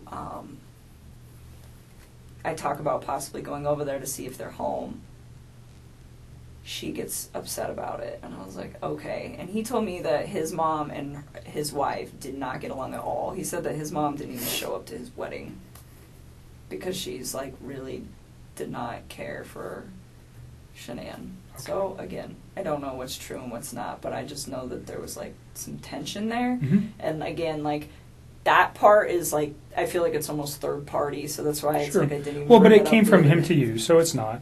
It is something that is, whether it's important or not, we can validate that. I'm sure we will be having some conversations with family.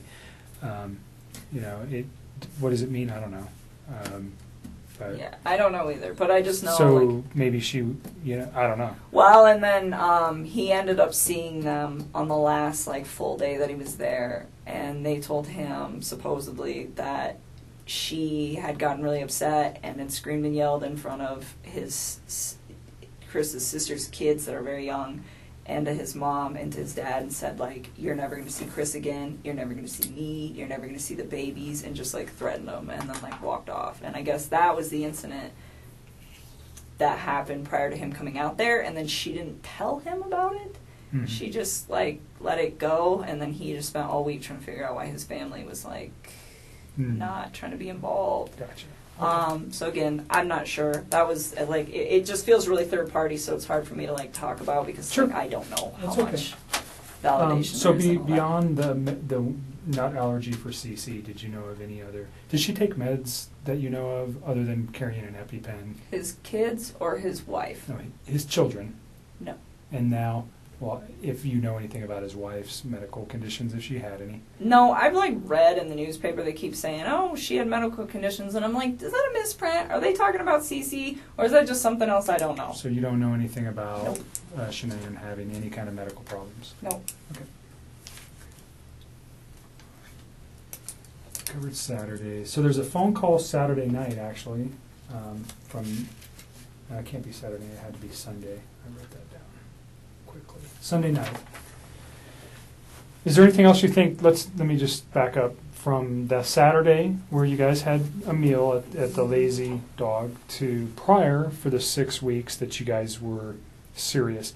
And although your dad's here and I think you're probably pretty comfortable, your relationship with Chris was, can you describe your relationship?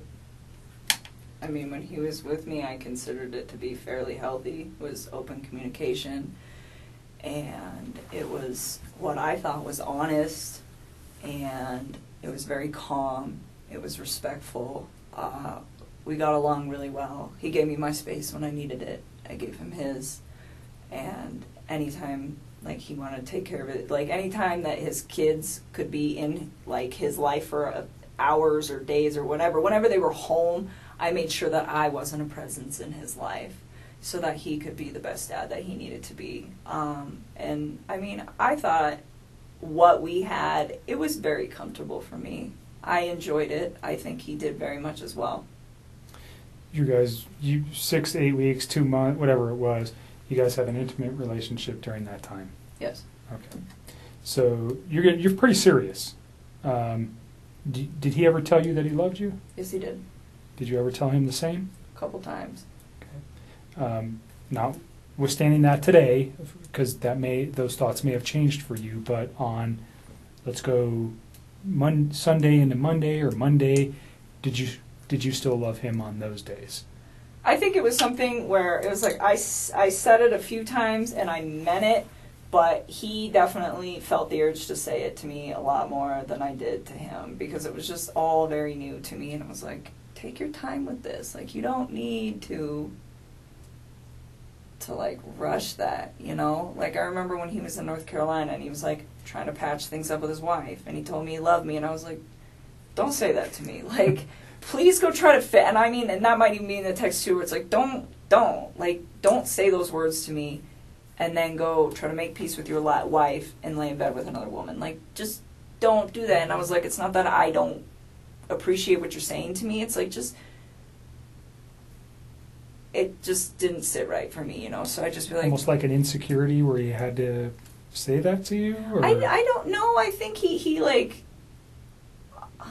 looking back at all this now, I don't think he was trying to fix things with her. So saying, I love you, to me, seemed like probably something that he genuinely meant. Like, I love this woman.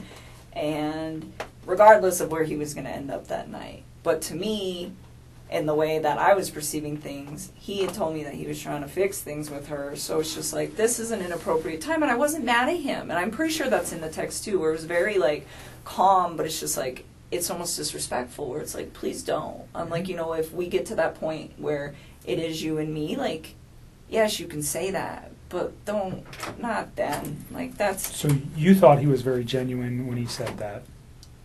Yeah, I did. I mean, and he wrote it. It's in all those cards I gave you. Not in all of them, but okay. Like the later ones. And thank you. When you said it to him, you said you meant it when you said it? Yes, I just didn't say as frequently as he said it. Like, sometimes he would say it, and I was just like, for me, it was still, like, very, very new, so I kind of, like, took my time and only said it when I was just like, this is a really important moment. So you got, I mean, in the short period of time that you guys were together, he yes became very attached to you. Yes, very, very he's attached. Sending cards, flowers. He's telling you he loves you. He sends you flowers. Does he buy you any other gifts? Nope. I wouldn't have wanted them anyways. Flowers is enough. You can't. I don't need expensive stuff. Okay, but he becomes very attached to you. Yes. You guys are talking multiple times a day, at least. You're all the time. You're seeing each other on a regular basis. Yep. So it's a very And his wife is not around, nor are his children, so there's a lot of time for you guys to build your relationship in this first four weeks or so. Is that fair? Yeah, and even when she was back, I mean, it was still like we were still spending time together. He was still spending time with his children, and I had my own life. Like, I mean, there was 1 week where I just like went out of town with my friends for my birthday. I wasn't even around the whole like last few days of June up until the 3rd of July. I was like gone, you know. And then there was another like last weekend. I had a friend impromptu come in town from out of state, and I hosted her for a few days. And it's like I still did my own thing all the time. Like, whether he was there or not, like, if my friends were like, hey, we want to make plans, I would tell him, like, we're not hanging out today because I want to go see my mom or my dad. Did your friends know about him? Nope. Why? Because it's like he's with 2 women right now. They don't need to know about So that. if you had a boyfriend of 4 to 8 weeks on a regular, I don't know if you were married prior or if you had a boyfriend before, but if you had a steady boyfriend, you would have let people know. I think you told me before we got started that you just told your dad about Chris No, I wouldn't recently. have told them. I wouldn't have told Okay. people. It's too early. I mean, people... So you don't tell your friends, hey, I got No, a because boyfriend. people come and go. I mean, Okay. the dating scene these days is like, it sucks. I mean, so, no, I wouldn't. I mean, it would have to be something, even with Sean. I think I was with Sean for probably like 6 or 7 months before I brought him home to my family. I mean, I really, Okay. same with, that was the guy I was in a previous relationship with, but I But mean, this one you were a little bit more, you said he's with 2 women. Was that one of your considerations for not telling anybody about him? Yes, well, I mean, it was like, okay, like this, to me, it wasn't going to be an extended thing. Like, if it got to the point where we were, like, dating for, like, 3 or 4 months and he's still talking about, oh, I'm going to move out and I'm going to sell the house, I think at that point I probably would have just been like, I don't think you're really, like, doing these things you say you're going to do, and I probably would have just, like, left, because at that point, it's not fair. It wasn't fair to me in the first place. It wasn't fair to her in the first place. It wasn't fair to any of us in the first place.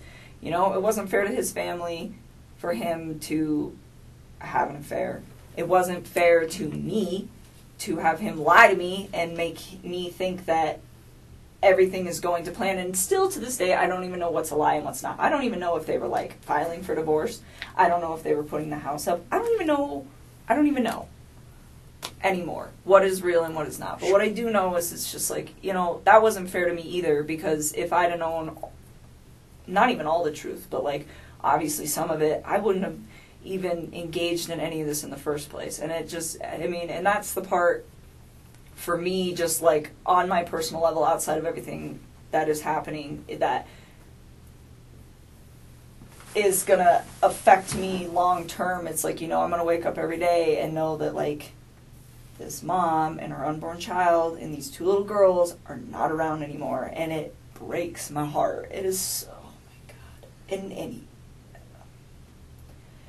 And then I have to think about, like, the consequences of his actions and how they affect everybody else. Like, all of these, her family's impacted. My name is about to be, like, slandered for probably a while. I don't know how long it's going to take to heal, but I would not be surprised if it's going to be hard to go out in public sometimes for a couple of years. And that really hurts me. I'm just like, this is a horrible, horrible thing. Like, how dare you, you know? And people aren't going to understand that.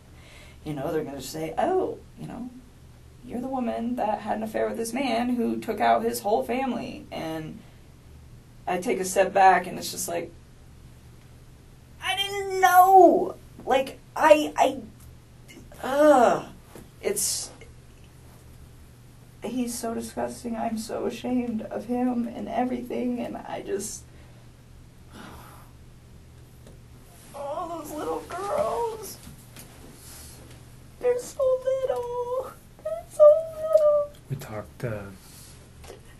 talked a little bit earlier about getting some help for these things, and we can provide that Okay. at really no cost through the state. One more. We just want to make sure there's resolution. Absolutely. That's why we come to you guys to Yeah. pound it down Hey, until there's I'm nothing left. sorry that you're talking again today. I really am. I don't want to put you through any more trauma than you've already been through. There is reasons for everything that we're doing today and I know. what occurred. And I'm sorry. I genuinely am sorry. These are not things that we like to do twice.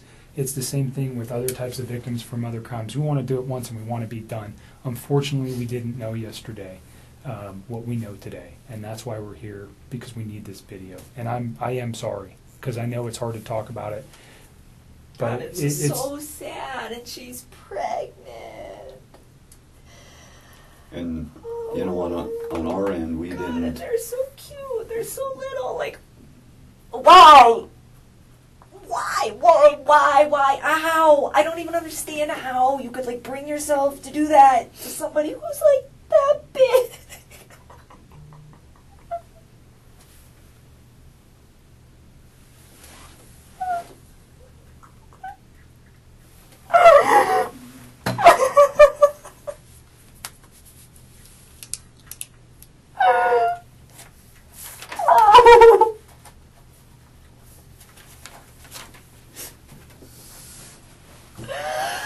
Oh, Jesus. take a minute. Do you want to step out for a minute? No, I just need to chill with my eyes closed for a sec.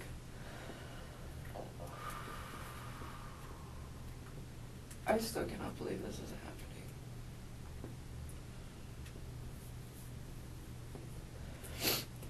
Alright, let's keep going, because we're just getting to like the meat of this whole Let's situation. get to the phone call on Saturday from 9 to 11.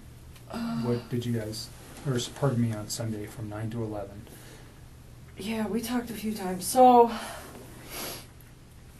Sunday, I think so. I need to think. I can't even think. Take a couple breaths and take a second. Sunday night. I don't even know.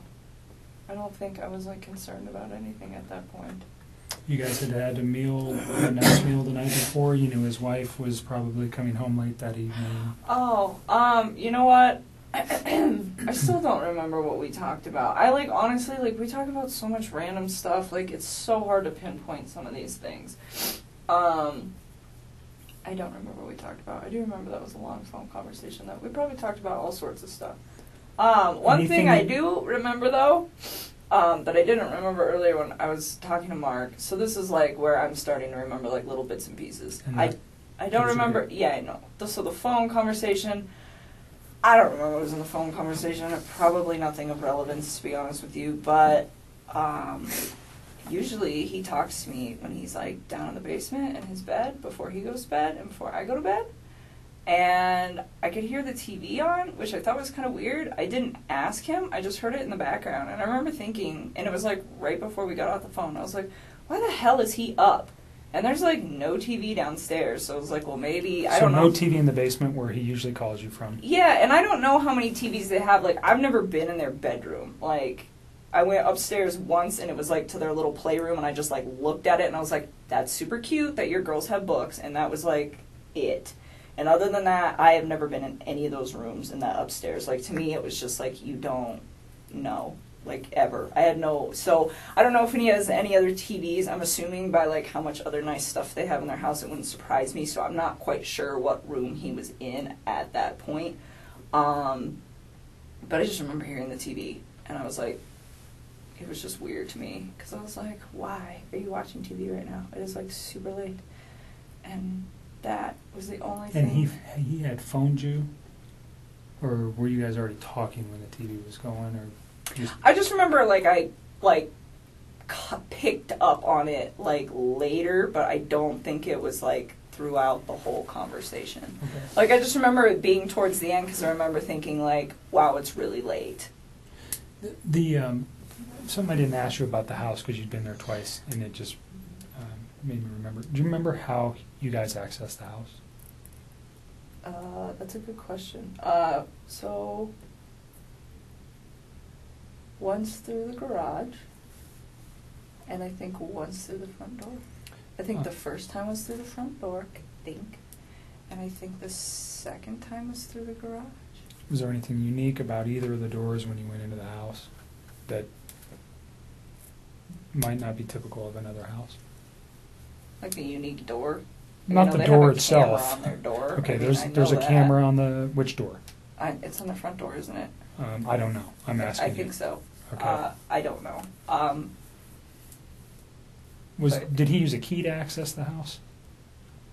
No, he did not. The first time I went over there, he just let me in. And then the second time, did we go through the garage? I don't remember. I've been through his garage before. I went through his front door once, though, because I remember he had just cleaned, it was the first time I went through his front door, because he had just cleaned his carpets, and he had moved all the furniture out of the way, and the furniture was kind of in the way of the door.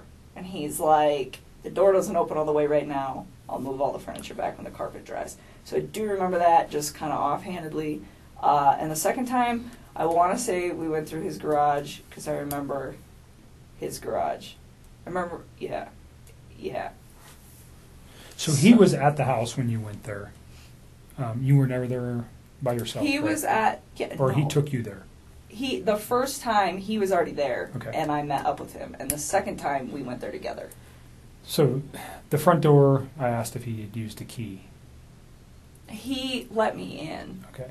So there's a, those keypads where you can Mhm. enter an access code. Do you remember seeing that on his door? Like, I want to say vaguely, but to be honest with you, I don't remember. Like, he let me in that day. That So was he never so gave long you ago. the code to access his home. No, Okay. not at all. You talked about a security system. There was a camera on the front door. Was that just like what a Ring doorbell is that goes to your phone? I don't even know what it looked like. I only Okay. know that it existed either because A, I wasn't paying attention the first time I was over there, but B, because of all the stuff that's going on right now. That's the only reason I know Okay. it's in Did you remember existence. seeing any cameras anywhere in the house? No. Okay. Did he ever tell you about the alarm system or give you an access code to the No. alarm system? No.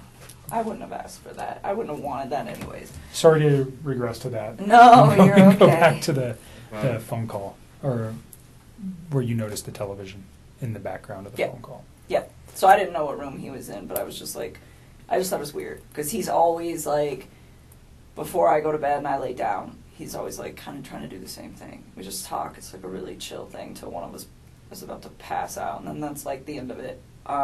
But it was strange because I was like, the TV's on. I remember I was thinking, I was like, maybe he's waiting up for her. And then I was like, maybe not. I didn't know. It wasn't something that like alerted me. It was just different from his Out of character standard for him. operating procedure.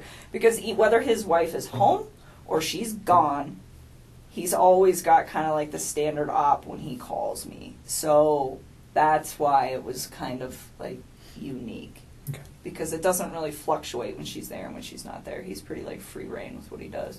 Mhm. So anything important that you recall during that conversation about the children, about his wife, about what he was doing the next day, what he had planned, anything like that? Did he No. tell you any of that information? I remember he told me he had to go to the field and not to the office on Monday morning. Okay. Did he specifically say where he needed to go on Monday morning? No, I don't ask him for those sites. There's like, Anadarko's got like thousands of sites. If he were to tell me, I wouldn't even They're know. just like random numbers and stuff, right? Well, he told me, he said, I gotta go to a site, I gotta go check out like a valve or something where they think that they had a release. Something like that. Did he mention the town or anywhere? No, he just told me that that's what he had to go do. He's Okay. like, he was like, I won't see you in the office in the morning. Because I see him, but I don't actually like talk to him. Like I will go in the cafeteria, I will put my lunch in the fridge, and him and his whole team are sitting in there, and I don't talk to any of them. I just walk out. But anyways, yeah, he's like, so I won't see you, I'm going to the field, which is not an uncommon thing for the ops guys to like just go straight to the field. Like it happens. Like typically they go to the office, I would say like 3 or 4 days a week, but there are days where him and his other team members are not there. Or like I'll get in there and some days the cafeteria is packed and they're all there. Okay. And other days I get in there and there's only like 3 or 4 of them. So it didn't cause you any concern that he's No. like, I'm going to the field on Monday, I won't see you. That wasn't, No. that's it happened didn't- before. Yeah, I mean, Okay. it wasn't something, and it's not just him, it's like that whole team. Like, you can just tell when they've got, like, a lot going on, because I'll walk in and there'll be, like, 2 of them, as opposed to, like, 6 or 7. Do you know what he did Sunday during the day? I don't even know what I did on Sunday during the day. I am so tired. Let me just think about this. Daniel came over Friday. I hung out with him Saturday. And then Sunday, When did Jim come in? Monday. Huh. Jim got here Monday. What did I do on Sunday? I am like drawing a blank. I'm really tired. I don't know. Can I get back to you on that? Did you guys have any conversations on Saturday night during your meal, what he might be doing on Sunday? I'm sure we did. I don't know why I'm drawing a blank because I haven't slept. If I say that he may have done something with his children, would that refresh Oh, yes. your memory? He went to a birthday party. Okay. Did you know whose house he was going to? Nope. But I know that they had a water balloon fight. Okay. He had one, or his children? His children did. Okay. He said he used to get really into it. He said he got like really interactive with his kids. He's like, some of the adults don't really spend a lot of time playing with the kids, but We I went always to do. the museum on what day? Saturday or Sunday? Sunday. Okay. That's right. So Okay. that's what I was like, was I hanging out with you? God.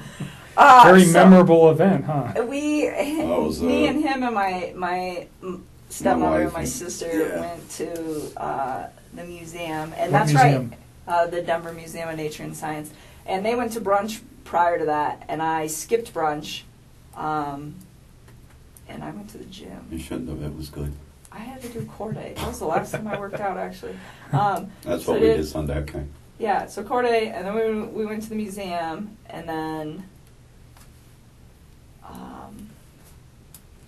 When did he tell you about the water balloon fight on Sunday evening during your conversation on the phone? I think so. Okay. So think you don't so. know whose house he went to on Sunday, No. but you knew it was for a child's birthday? Yeah, and he had told me about that in advance, really. So I don't know if it was Saturday that he had told me that he was going to go that birthday, or like Friday. I just remember he was like, "I got to go to this birthday party Okay. with my kids." Any other conversation that makes sense? I mean, honestly, at this point, I'm really tired, so I know there are certain things that I need to tell you guys that we'll get to as these days progress. Yep. But in all honesty, if it doesn't stand out to me now, Today? it probably That's fine. wasn't relevant. What about that 9 o'clock thing you were telling me on Monday? Oh, that he told me? Oh yeah, well we'll get there. We'll get there. We're still on Sunday. So we're on night. Sunday. We're gonna get to- literally- we're gonna I know, get to- This is gonna be a long. We're gonna night. get there to Monday. We're getting there. So Sunday night or Sunday during the day, you had your own personal stuff going on with your family. You never see him on Sunday. Is that accurate? No, I didn't see him. What did I do the rest of the day? I came home. I think I might have just chilled at my house. I don't remember. I think I cleaned my house. I don't know. I didn't see him though. Okay. And Yeah, Saturday was the last time I saw him. Okay. Sunday, you're at home. You talk to him. We know you have a conversation in the late evening hours, and then you go to sleep on Sunday night. When's the next time you talk with Chris? Probably Monday morning. Do you know what time? No, I mean, so we used to like randomly text each other like throughout the day, but we both get really busy. So some days like I don't hear a lot from him, and some days I don't text him until like 2:00 in the afternoon because I'm just like busy.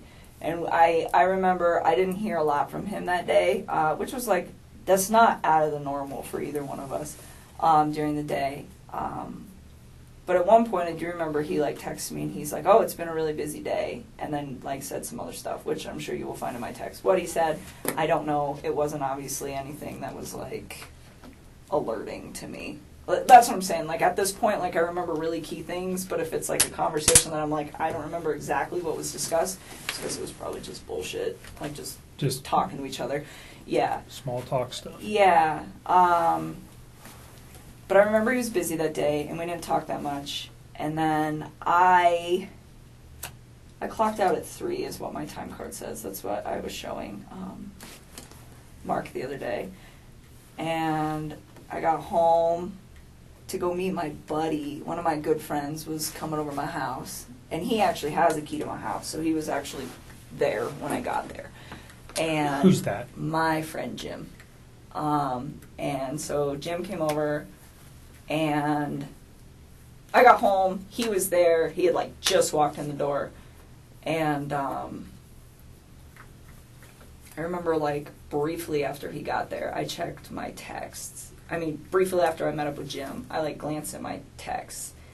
And Chris said something about, like, my family's not home.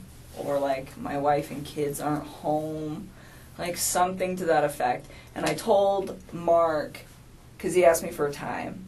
And I don't have an exact time, but I remember it was, like, right after I walked. That was a text message, though. Yeah, it's in a text. And it's, like... It was like briefly after I walked in the door, so based off how long it takes me to get home from work and when I clocked out, it's probably about 3:45 p.m. Texts me and tells me that. And like he knows when I get off of work too, so he doesn't always bug me if I'm busy. So I don't know what's up with that, but that's when he sends that to me. And so you're saying that he would have known that you would have had your phone available to you and not been at work when he sent you that text message? Yes. That's what I'm trying to say. So looking back at it, you think it was purposefully sent at that time? Oh, I'm sure. I'm just asking your feeling on that. Yes, and then he said, "Call me when you can." And I was There was like, no other communication between you and him that morning, on Monday morning? well, at all? there was, but it was like random, like But nothing about this event? no. About, like, my wife's missing, or No, anything? nothing. Okay. Nothing. And you knew he wasn't coming to the office because he had told you that Sunday night. Yeah, and then he goes, and so, like, they're only in the office for the morning. Like, Right. some days it's longer than others, but I would say by a maximum of 7:30 every single morning, they're all gone. And they don't come back unless they have, like, a meeting or something that they have to attend. So, like, not seeing him for the rest of the day is not, like, an unnormal thing. Okay. Like, but like I'm saying, like, we don't really, the only reason we interact was kind of, like, by an off-chance thing. Like, I don't work with him. Mm-hmm. So he, we talked like randomly throughout the day, but it was really sporadic, and he seemed pretty busy, so we didn't talk too much. Like I said, didn't put too much thought into it. It happens all the time. Waited till about 3:45, then sent that text to me, and yes, he does know that I will be home at that point. Or getting home. Did you give Mark Jim's information? No, I would really not like to involve him in this. Okay. He does not know about this. He doesn't know any of this is occurring. Okay. Like, I was So literally he knows, certainly through the media, that something's occurred. Yeah, he's with like Chris. out of town. He's probably has Okay. no idea. He doesn't know Okay. who Chris is. Like, he's not. I do not know. So he's just a friend of yours yes. that He does not need was be coming dragged to your into this. apartment and doesn't know anything about Chris. Does he know anything about No, Chris? Okay. nothing. Absolutely And not. we've known Jim for Yeah. years and years. You're not dating him or anything like that? No, It's just a he's friend. like one of my very good friends. Like, my dad knows him. He's a great guy. He works out of state a lot, so when he's in town, we hang out. But when he's in town and he's off of work, to save time, so I give him a key to my house, one, because I trust him and he's one of my best friends, and two, because sometimes he will just meet me there, because I'll be like, hey, I'm getting off of work, and then if I get stuck in traffic or something, he ends up like sitting outside of my apartment waiting for me to get off of work. So I'm like, here's a key, and like my dog loves him and stuff. So no, he's not. So he's just a involved family with friend. It. Yes, I don't even. The only want reason him I dragged ask, into this. and I'm not really concerned about your location. I think we already have your cell phone records. At some point, did Mark ask you to supply? Did they ask for consent to get cell phone records? That'll probably be done by warrant. If we Isn't wanted, that what you just did? nope. What I'm talking about is your movement Oh. by GPS or by cell phone tower to show where you were. Obviously, and I don't want to cause you concern, we want to know where you were that day too. You're dating a man who did some egregious stuff, and we want to show that you were never near him that day. Period. I mean, you guys So- can track my. No, yeah, I mean stuff. that was something we will have to get a warrant for, anyways. I'm just saying, if we asked for it, would you have any Yeah, objections to that? No, you can have Right. it. So, I'm we'll- a pretty boring person. I well, don't it sounds go like too you many just went to places. work that day, and then you came home and you were there at 3:45. Yeah, like on give or Monday. take like 5 Yeah, minutes. whatever. But yeah, so 3:45. I meet Jim there. Yeah, I would And totally so re- Jim is understand from an investigative point, he could be a person who could say, yeah, I was there at 3:45. He doesn't know Chris. He doesn't know anything. He could say with one phone call, yeah, she came in at 3:45. Done. Totally. Do you know what I'm saying? Yeah. And I don't have to ask anything more than, hi, Chris, my name's Kevin, or Jim, and I'm not saying you have to give it to you. Just leave Jim but alone. if Jim at does some not need to be wrapped point- up in this. If at some point I needed Jim's info to, let's say we couldn't find your phone records, would you You tell can me who have Jim them. is? I will give them to you. Would you tell me who Jim was if I If couldn't you get him? had to. Okay. I don't really want to Great. involve him in this. That's not Perfect. fair to him. That's not, no, if I do not have to do that. That's fine. Yeah, so anyways, Chris was like, call me. And this is the 345 text. Yeah, he sent me like a few. I think there was 3 of them, and I don't remember what the other one said, but something about like, yeah, my family's gone, or I don't remember verbatim, but call me when you can, or call me when you have a chance, something to that effect. And so when he told me call me, I was like kind of alerted, where I was like, okay, what's going on, you know? But first when he told me like his family was like not home, that didn't really seem odd to me that his family wasn't home. It was really vague. I'm like, okay, like, are they at the grocery store? Like, elaborate. And so, you know, and then, but he says, call me like it's like an emergency, but then just says that they're not there. And so I'm like really like floored by that. Well, not like floored, but just kind of like, he says, call me, so I'm concerned. And then he's really vague, so I'm like, maybe he just wants to talk to me? I don't know. I think it took me a little while to like really process the severity of the situation, just because this is not something that you expect to see every day, and the way that he talked to me made me believe that this is not what was going on at all. Okay, so you make a phone call to him and you guys have a conversation. I did. I stepped outside. This is 345. Ish. I mean, well, like, I think I actually interacted with Jim for, like, probably a good 15 or 20 minutes. I mean, he's my guest. He's in my house. So I don't think I called him right away. But, like, I mean, I'm trying to balance the fact that I have my friend here, and then Chris is saying that something needs to be addressed. But to me, it didn't sound like an emergency. I mean, it's all the time. Like, people aren't home right now. You know, so it just... It wasn't like, oh my God, I have to take this call. It didn't register as being critical. No. I mean, it was the way he said it, and I was like, okay. So I remember hanging out with Jim for a while, and then I stepped outside, and I made a call, like out on my back patio, and I called him, and he didn't answer the phone. And then he texted me back. Oh no, did he answer the phone? I don't remember. I think he missed my call, and then he called me back. Or he just answered. Either way, it was a very short talk to him where he was just like, I have to go. The cops are here. And I don't remember if he said that on the phone or over text. That's I don't okay. even, I'm so tired. That's fine. You don't But need either the way, different, like, it's the just cops, the context. Yeah, I mean, you guys will figure it out. The cops are here. And I'm just like, all right. And then I remember we were we were texting, but I was like hanging out with my company, so it wasn't like a nonstop text. It was just kind of like I would check my phone every once in a while, and we would communicate with each other. And he was just saying like they weren't there, and that her friend Nikki was there, and that her friend Nikki had called the cops. And I'm like, why would this girl call the cops? And like, I honestly do not remember the order of operations on all of this, but I'm pretty sure the majority of our conversation that night until my friend Jim left the house, which was probably pretty late, I don't even know what time, like 9 or 10, was all via text. So you should have this via text. Like, Okay. I don't think we started talking again on the phone until, like, after my company left. And he was like, I don't know, he just started, like, giving me details about stuff, and I don't remember what order, but he was saying, like, Nikki was really upset, and that the cops were there, and that they were, like, searching the house, and I was just like, what? You know, like, what? Why? And he was telling me that,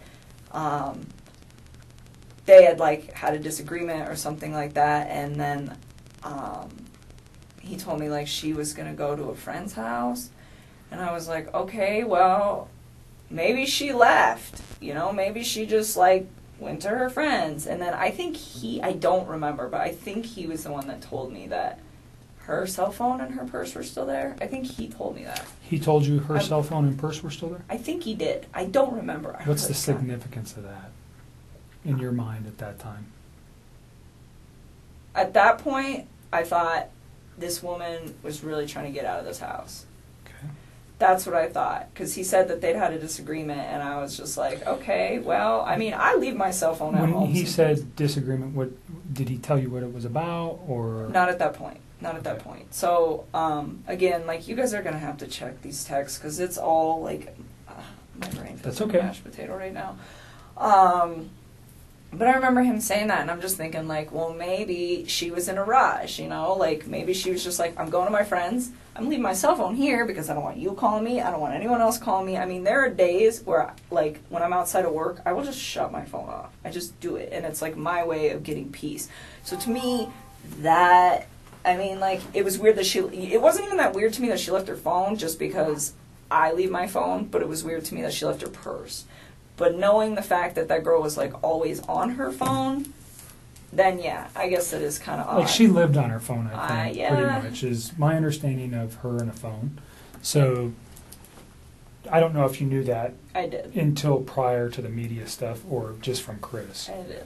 So, did that strike you as odd? But you're Kind of. thinking maybe I mean, she just again, left. I just thought she needed to, like, get away from the situation. I mean, that didn't seem that awkward to me, that a couple that is going through separation would be like,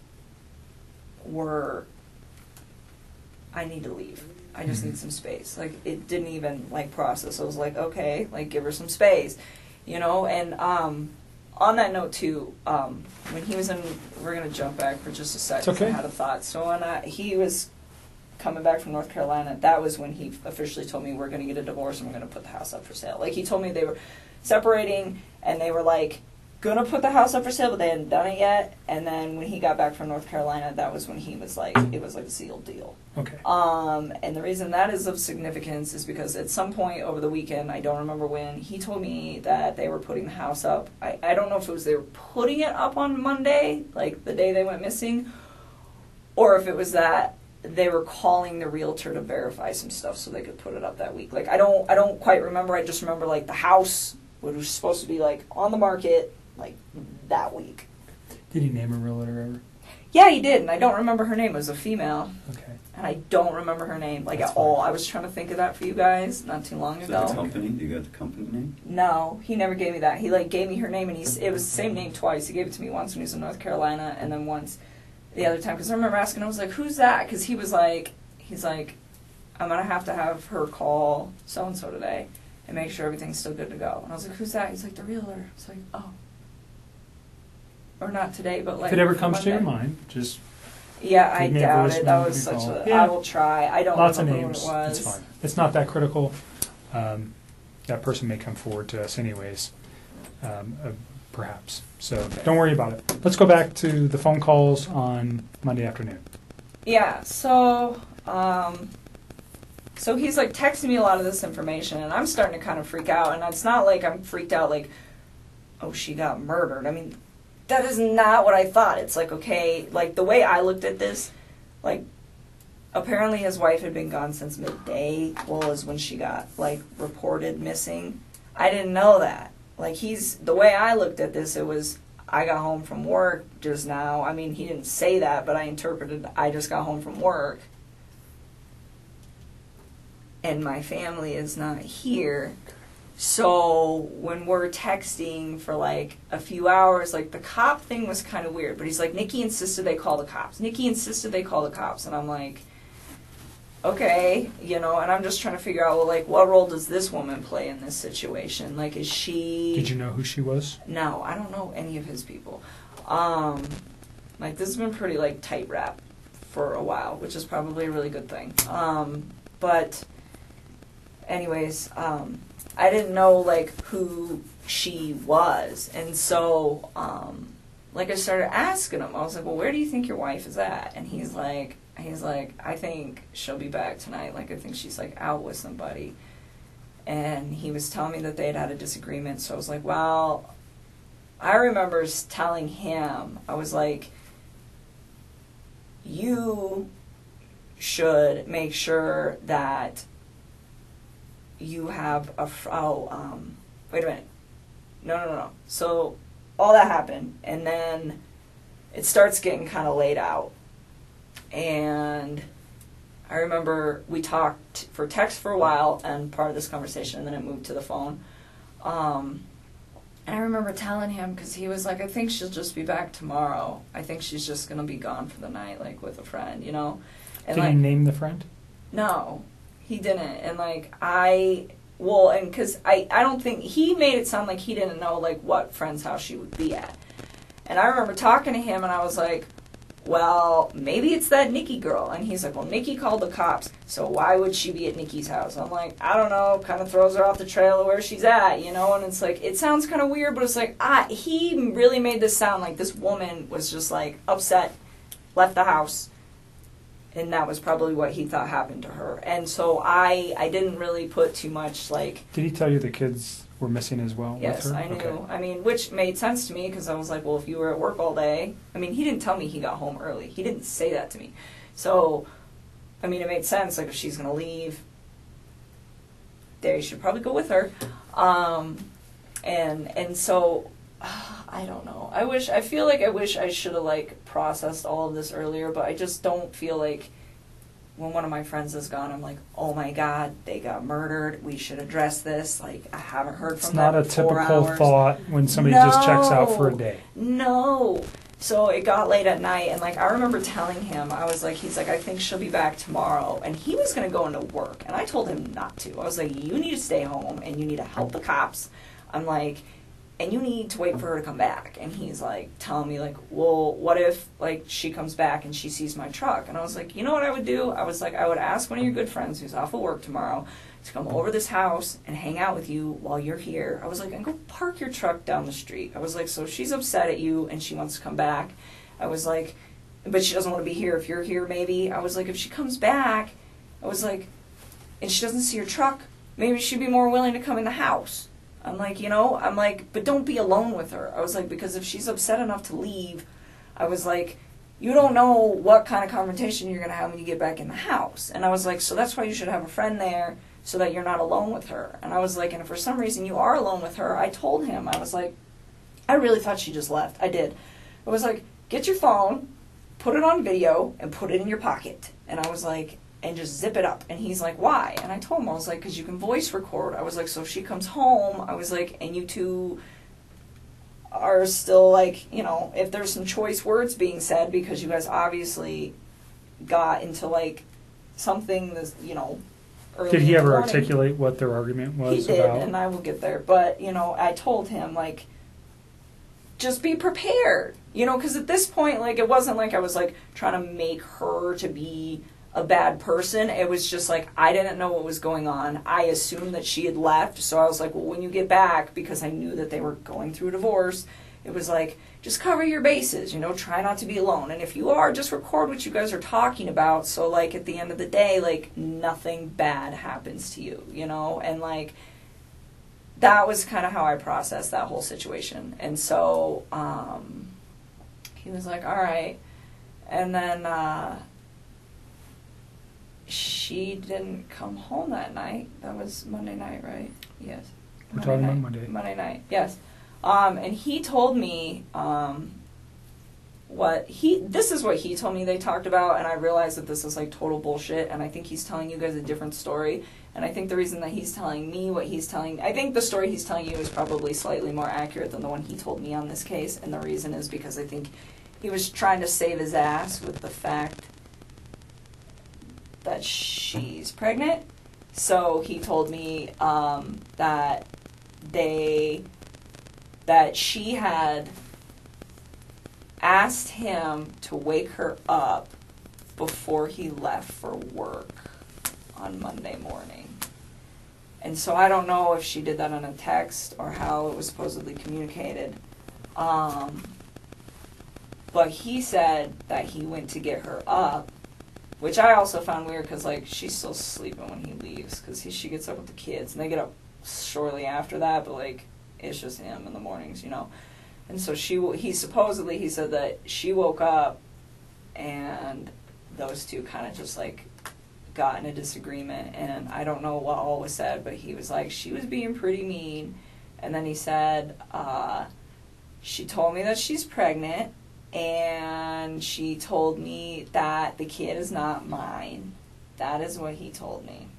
So she's pregnant, the kid's not mine. And that she's... Like he's playing it, he didn't know she was pregnant Yep, until that morning, yep. and that she had an affair with somebody else. Yes, and this is before I knew she was 15 weeks pregnant. Okay. Like, all the stuff on Monday that I read from my recollection, because I didn't find out she was pregnant until Tuesday. So anything that got posted on Monday did not emphasize the fact that she, like, had a baby on board. So then... Let me ask you something. You said that he usually gets up in the morning and it's him, and she gets up and takes care of the kids. Is that the routine that you know for them? Or do you know him to get up and, like, prepare meals prior to him leaving the home? Well, he gets up and he, like, goes to the gym, and he, works out in his basement, and, like, makes breakfast, and I don't know. Does he make breakfast for himself, or does he make breakfast for his children? I don't know. I don't know. They're still sleeping at that point. Like, all I know is he, at one point in some time in this whole thing, he told me that they usually get up at, like, 6:30, and she gets him ready and takes him to school and, like, does all the morning stuff with them, as far as I know, and then in the afternoons when he gets home from work, he kind of does more of the afternoon stuff. Okay. So it's kind of like a tag team operation that they have going on, but I think she does more in the AM and he does more in the PM. Right. Is Thanks. kind of how I process that, but I don't know. Okay. So she's mean to him and then throws this out. Yes. That she's pregnant from another man. And I said, do you believe her? And he was just like, he said something about, like, oh yeah, like she kind of looked like she was showing when we were in North Carolina, but I wasn't sure. And I'm like, so you think she's pregnant? And he's like, yeah. And I was like, do you think she's, like, having an affair? And he's like, I think she said that out of spite. And he's like, and I was like, okay. And then, and again, like, I think he's just saying all this to me to try to cover his tracks with me. Like, I don't know what he told you guys, but I bet it's probably very different. And I think that what he said to me, it was, like, directed towards me. Like, this whole bullshit little box lie that he had right there was, like, the lie directed Did he at say when the me. argument started? Nope. He just said it was in the morning. He said he woke her up in the morning. Okay. Did he say when she came home? Did he ever let you know that? I think I want to say he said around, like, 2, but I don't know. Okay. And then he woke her for what purpose? Because she asked him to. Okay. So I was under the impression that he was asleep. I'm assuming this is how it, like, went, and what he was trying to tell me is that he was asleep by the time she got home. And she sent him a text and said, wake me up before you leave. And then he woke her up, and they got in an argument, and then he went to work. Okay. That's how I processed And the it. context of that argument, again, was just she's pregnant. And is there anything else that he shared with you? He did not elaborate on it, and I didn't ask. What were you thinking at that time? This was, like, on Monday. Again, at that point, I was like, I still thought she left. I mean, this was all on Monday. Like, I legitimately thought this woman left the premises with her kids and just wanted nothing to do with him for, like, 24 hours. So his story was believable that she was pregnant from another man, and maybe she took off for that guy, or... He said several times, like, I think she just said that out of spite. Okay. Like, he thought she was with one of her friends. So he held true to that story. Pretty much. She's just leaving and she's with a friend. That was kind of what he thought. And that's kind of what he had me believing. And at the time, I wasn't really alarmed because it had been, like, a half a day. Sure. And so then Tuesday rolled around, and... Did you see him at all on Monday? You said you didn't, No. Right? Earlier. I did not see Okay. him. And I went to work Monday. Did he ever Tuesday. try to convince you to come see him, or say he wanted to come to your house? No, not at all. We were supposed to go pick out apartments to go look at on Wednesday, so yesterday. But that obviously Right. didn't So happen. on Monday, he never tried to be convincing to get you to come up to see him? No. Nothing? Not that I'm aware of. I don't think so, because my buddy Jim was over Monday and Tuesday, and he knew Jim was over Monday and Tuesday, and that's why we were going to hang out on Wednesday. Okay. So no, he didn't ask me. So Tuesday rolled around, and she still wasn't around, and this is when I started getting kind of sick. Like, my friend Jim was sick on Monday when he came up, and I don't know. I just started feeling like crap as it was, and then I was just kind of having a hard time focusing and, like, thinking about what was going on. And I'd asked him a few times, I'm like, where's your family, Chris? Like, where's your family? You know, and he would tell me, like, oh, I don't know, or I want them home. Like, I asked, like, several times. So I think I got different responses, but each time, like, he didn't know where they were. You know, and I'm like, she's still not home, and he's like, no, and I had also asked him to, like, he said he had a friend, Dave, that was a cop, which I also find convenient that there's another Dave working this case who's a cop. But I was like, well, Dave's off, why don't you just have him, like, post up outside your house, too, and see if she shows up, you know, and he told me on Tuesday morning, he was like, I called Dave and asked him to sit outside my house, and he's going to do it. And he's like, and then my friend Nick is coming over later on this afternoon. And I was like, okay. Did you ever hear Nick's name before? I've actually heard that name a few times, like, Okay. around him. Like, there's certain, I never heard Dave before. Dave was new, but I've heard the name Nick a lot, so I don't know if that's, like, real or what, but if I was to guess, like, friends that he, like, legitimately has, I would assume that he was one of them.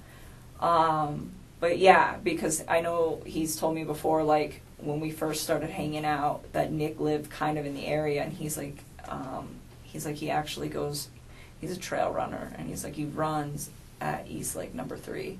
So he lives in your area? Kind of. Okay. And I remember him saying that to me once. He's like, you know that park that we, like, hung out at? I was like, yeah. He's like, my buddy runs over there. We should not go to that park anymore. And I was like, okay. That's cool. And, anyways. Where were we at? Tuesday morning. Tuesday morning. We're almost done. I know, I'm trying to just keep it all together here for you guys. Tuesday morning. Oh, so he said Dave was going to stay outside of his house, and Nick was going to come over that afternoon. I was like, all right. And then, I think most of the texting throughout that day was kind of like, have you heard anything? Like, what's going on? It was kind of like me checking up on him.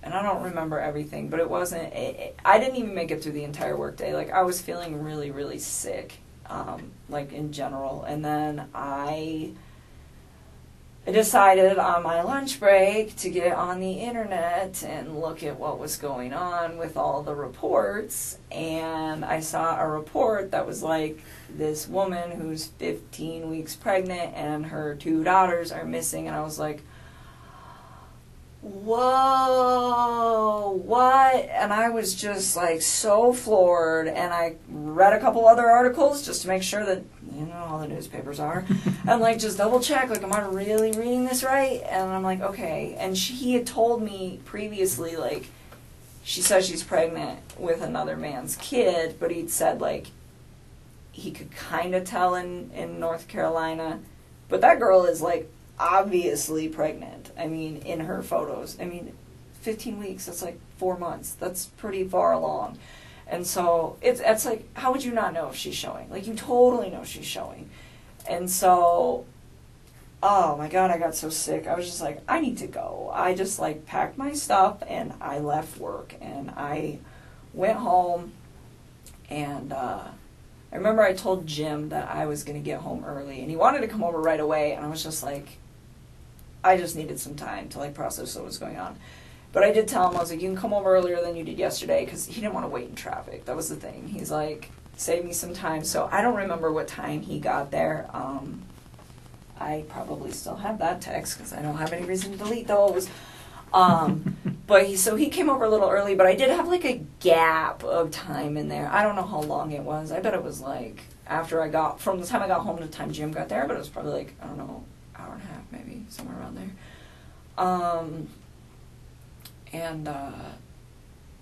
I remember talking to Chris during this time, and it was, like, all text. I did not talk to him on the phone at all on Tuesday. And I was pretty upset, where I was just like, you know, I was going back and forth, like, where's your family, this and this and this, but I'm like, she's pregnant, you know, and this and this, and he's like, the baby's not mine, and I'm just like, you told me yesterday that you think that when she said that she cheated on you, she did it out of spite. And he was like, yeah. And I'm like, so then it's your kid. And he kept denying it. And then, like, he started, like, kind of worrying about us. He'd just be like, well, does this ruin everything with us, this and this and this? And I'm like, no. I'm like just trying to, like, his situation is so much more important right now than, like, our situation. But his main concern is you and him. kind of, sort of. I mean, and I keep like asking him, like, I'm like, and I told him numerous times, which is also in the text that you guys will pull, where I'm just like, you need to focus on finding your kids and your wife right now. And I was like, and you need to focus on finding all 3 of your kids. And I like kept like emphasizing to him like he had 3 kids, you know? And like I wasn't even like mad about it. I was just like, you need to find your family. You need Did he ever go look for them that you know of? I don't know. I don't think so. That like doesn't even like ring a bell to me, so I don't think so. Okay. But oh, and I forgot something else that's really important. I will add it in there too, but let me just finish this thought. So then, Tuesday, what were we talking about? Oh, yeah. So I kept telling him, I was like, Chris, I know it's yours. It's okay. I was like, go find your family, you know? And it's like, was I hurt? Yes. But at the time I realized like his situation with what he had going on was like way more important than like our situation. And so that's why I was just like I confronted him about it. And then I was like, you need to go find them. And like we talked about it for a little while. And then I was just like, I don't remember exactly how it went, but something along the lines where I was like, why can't you just be honest with me? I was like, stop lying to me. Like, stop lying. Did you have an inclination? You've talked to this man a lot. And during this Tuesday, Wednesday conversation, did you feel like he was bullshitting you? A little bit, kind of, yeah. I mean, because he was like, not Monday. Monday I did not. But Tuesday, yeah, that's when it all started to click. I was like, oh my goodness, because he was like, well,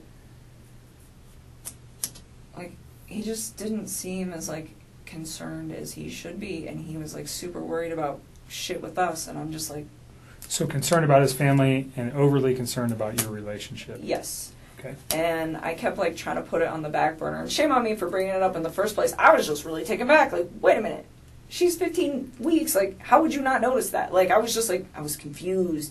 And I was also, like, is he lying to me? And I kind of wanted to know because I realized that, like, there's a situation at hand here, and I'm just like, what is going on?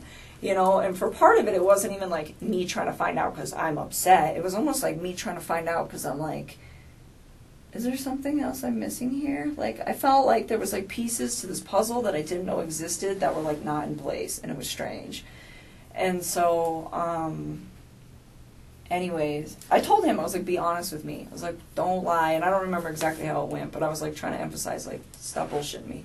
So he told me the truth. And he told me it was his, and then he knew about it. Okay. I was like, okay.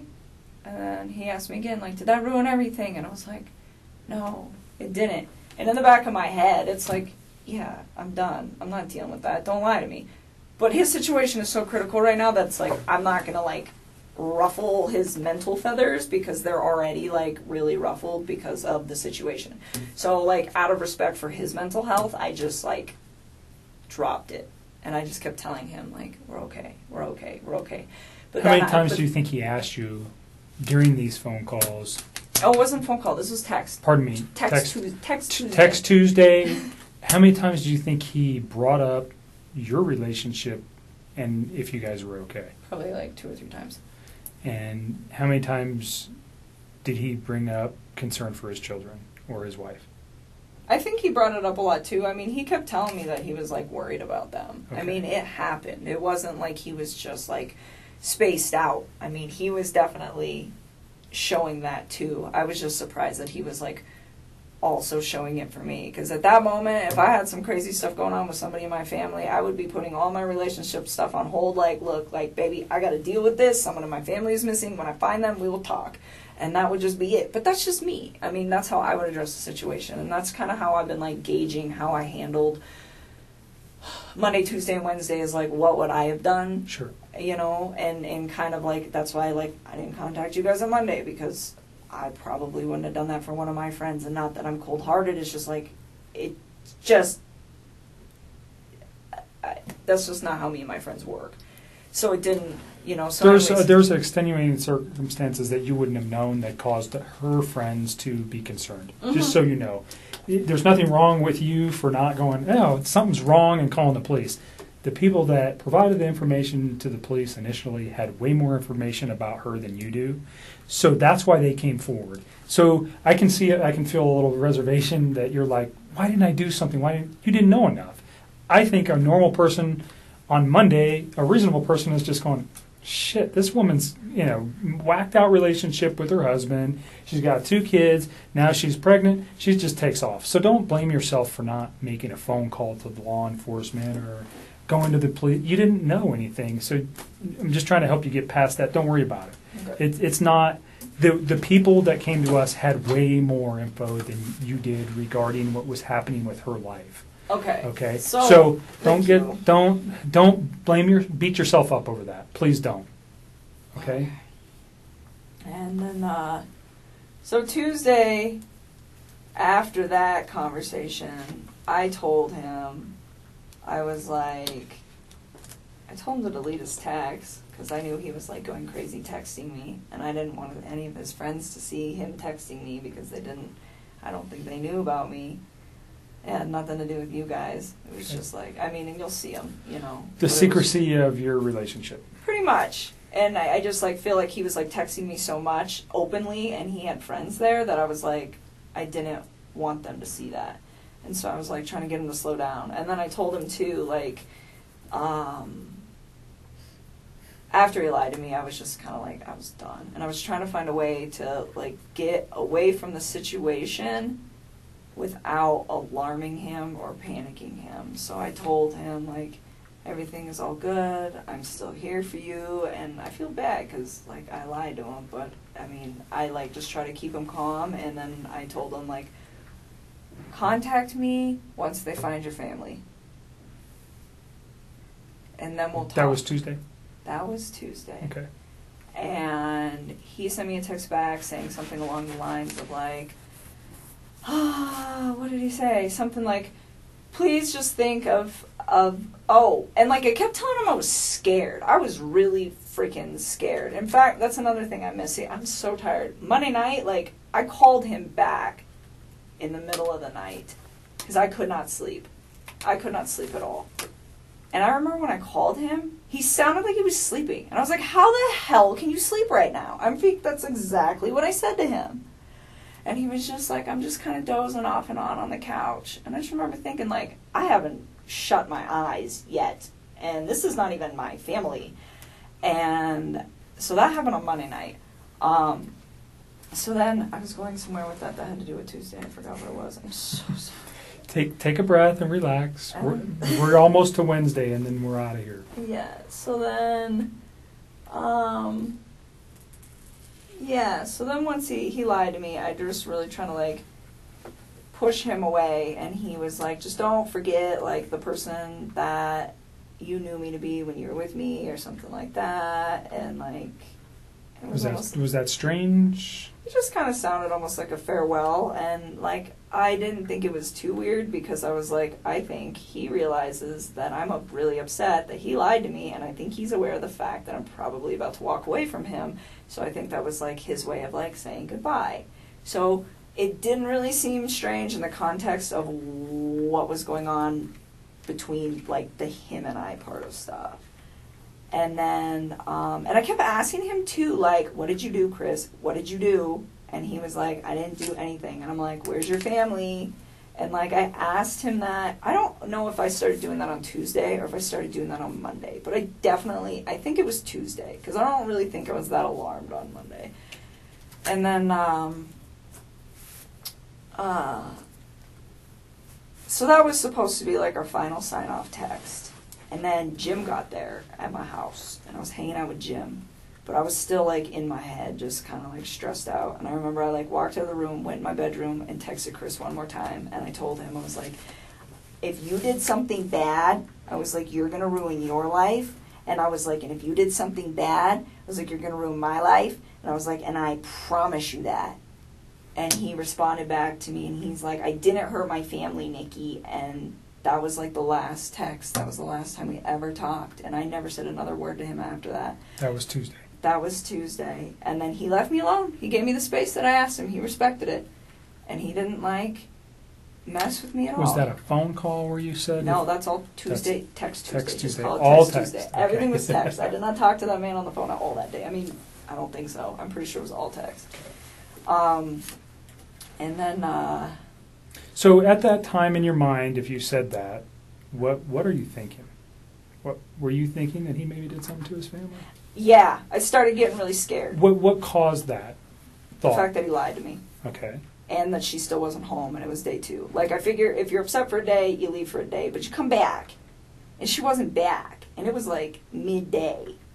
And not only that, but, like, she doesn't have her phone, she doesn't have her car, she doesn't have the kids' EpiPen, she doesn't have any of that. So what I'm thinking in my head is, like, for a night, if you're really upset, somebody comes one of your friends picks you up, like, okay. But I can't explain that for 2 days. Like, that just doesn't, like, logically process in my mind as something that any woman I know would do. The one-night thing, I know women that would do that. But the 2-night thing, no. And so I'm like, she's still not back, and he just lied to me. And it made me, like, I just started getting scared. And I remember, like, telling him that throughout the whole day. Like, I don't even know how many times I texted him that. I wouldn't be surprised if it's, like, 8-10 times. Where I'm just like, I'm scared, I'm scared, I'm scared. And one of the last texts that I sent to him, too, I told him, I said, I'm scared because I feel like I don't know who you are anymore. And His response to that? I don't even remember, to be honest with you. I think that was, like, in that, like, sign-off text that I sent to him. Okay. But I mean, I was like, kind of scared. What I was really scared for was scared for his family's well-being, because it's like, I don't know where these people are at this point, and it's scary. I mean, it's scary that she's gone, but it's even more scary to me that these little girls are gone. Like, that was the part that really freaked me out. Like, if it was just her, I'd be like, well, maybe she took off with somebody, maybe she didn't. I mean, I don't know, because she's a grown woman and she can make those choices. Was some of the scared, was there fear in you that people were going to find out about your relationship too? No, I didn't even care about that at that there was point. I was just, like, scared, like, of the situation. It was, like, getting escalated, and it was freaking me out. And he was just, like, not... He was strange. So, another thing... So, that was Tuesday, and that was it for Tuesday. But I forgot some stuff on Monday that I did need to bring up to you guys. So, Monday, when we were on the phone, at one point, he mentioned to me... I can't even believe I have to say this. She left her wedding ring here. And I said something along the lines of... Does that mean you two are done? And he was like, oh my God. He said, how much do you think it's worth? And I was like, remember hearing him say that and being like, what the fuck? And I remember thinking to myself, like, I don't even know how to respond to this. And so I was like, I don't know, pawn it, man. And I was just like, I pawn jewelry all the time. I pawn jewelry a few times. I was like, it's not worth shit, though. And I was like, so I don't know if you really want to do that. And he's like, no. I think I'm going to get it appraised. It's a nice rock. And I was just like, okay. And it was, like, really awkward. And that was on Monday? That was on Monday night. And that, to me, was like, it was kind of strange. And then the Tuesday lying thing. Like, I'm telling you, it started, like, Monday night. Him saying that was why I couldn't sleep, because he made the comment about the wedding ring. Okay. And then Tuesday, her still not coming home, and then him lying to me, and I was just like, oh my God, like, what if something happened? And it was, like, really hard for me to When you say, what if something happened, what were you thinking? Like, what if somebody took her? Like, could he possibly hurt her? And that was, like, the first time that I really, I think, genuinely considered, did this man hurt his wife? And it was, like, hard for me to grasp. And I thought about it a lot, and I waited for the night because I wanted to see if she would come home. And it was already pretty late, and I had company, and I was just like, let me just see how this plays out. And my buddy Jim left. I don't know, probably like 9 or 10. Probably it's like the same time he always leaves. And then I couldn't sleep again. It was really bad. And I woke up in the morning and I saw the interview that he had with the newspapers. And he just looked really different to me. How so? the light in his eyes is gone. They're like a different color now. It's like he has no soul. I swear to God. I saw it and I was just like, look at his eyes. I saw his mugshot.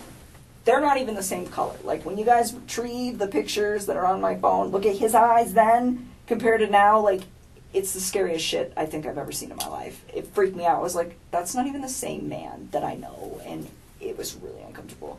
But anyways, I saw that report in the morning and I was just to the point where I was just like, all right, like something happened. This woman is missing. Whether it was him or someone else. I know like a woman went missing not too long ago in Longmont.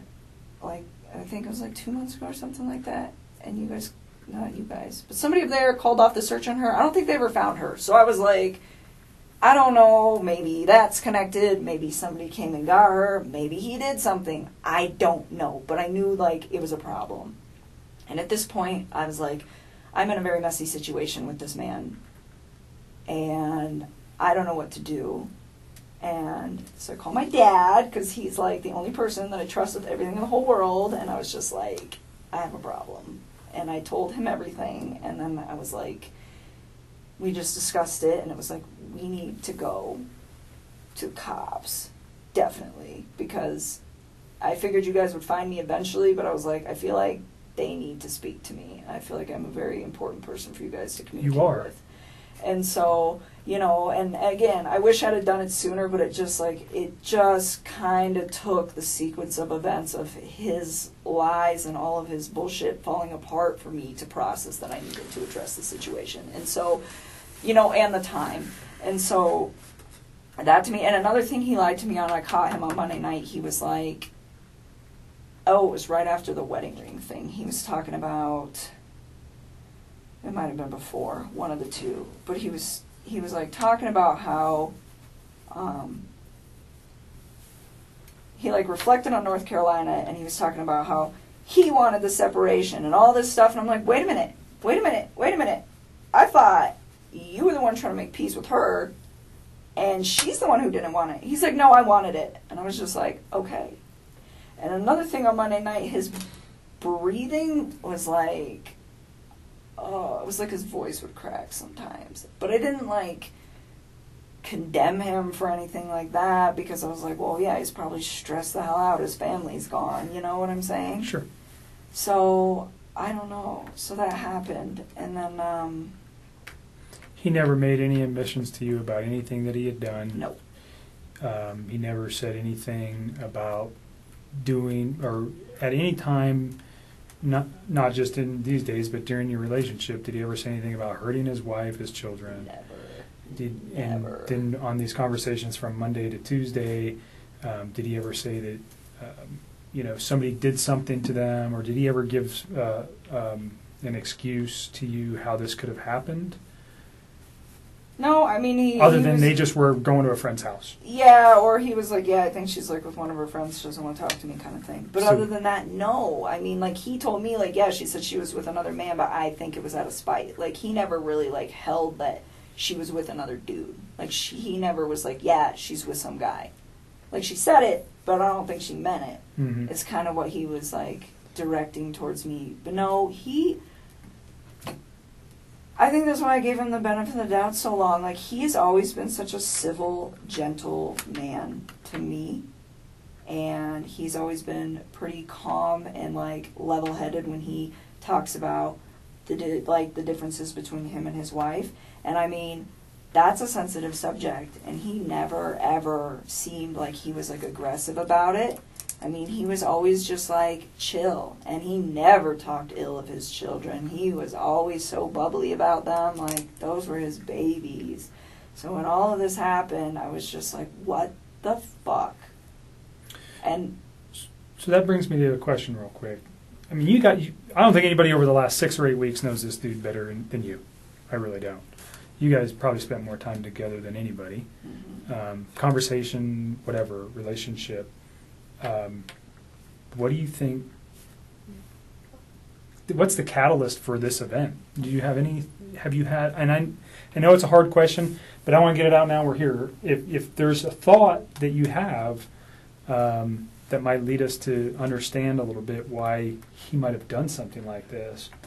Like I said, I met Chris on Wednesday, so I don't know Chris, not like you do.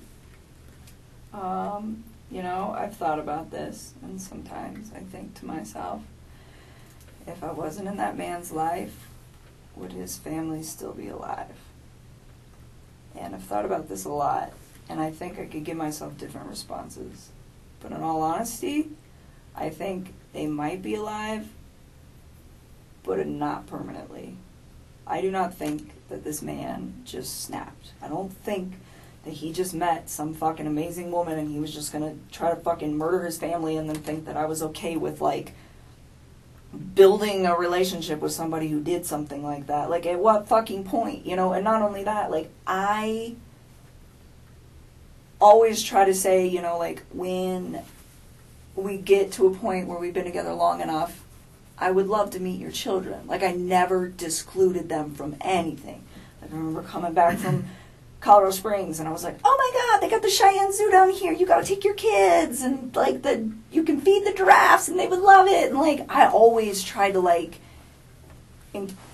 show him cool things. Like, hey man, would your kids like this? Because my nephew would like this. Like, check this out. You know, like I sent him a screenshot of some rainbow unicorn Lucky Charms the other day. I was like, do your daughters know about these? Because I bet these are epic.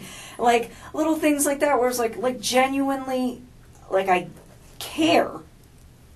I do, like, despite how messy this is and how I'm sure I'm going to be portrayed in the media and everything, like, I care about, like, his well-being with his children and all of that.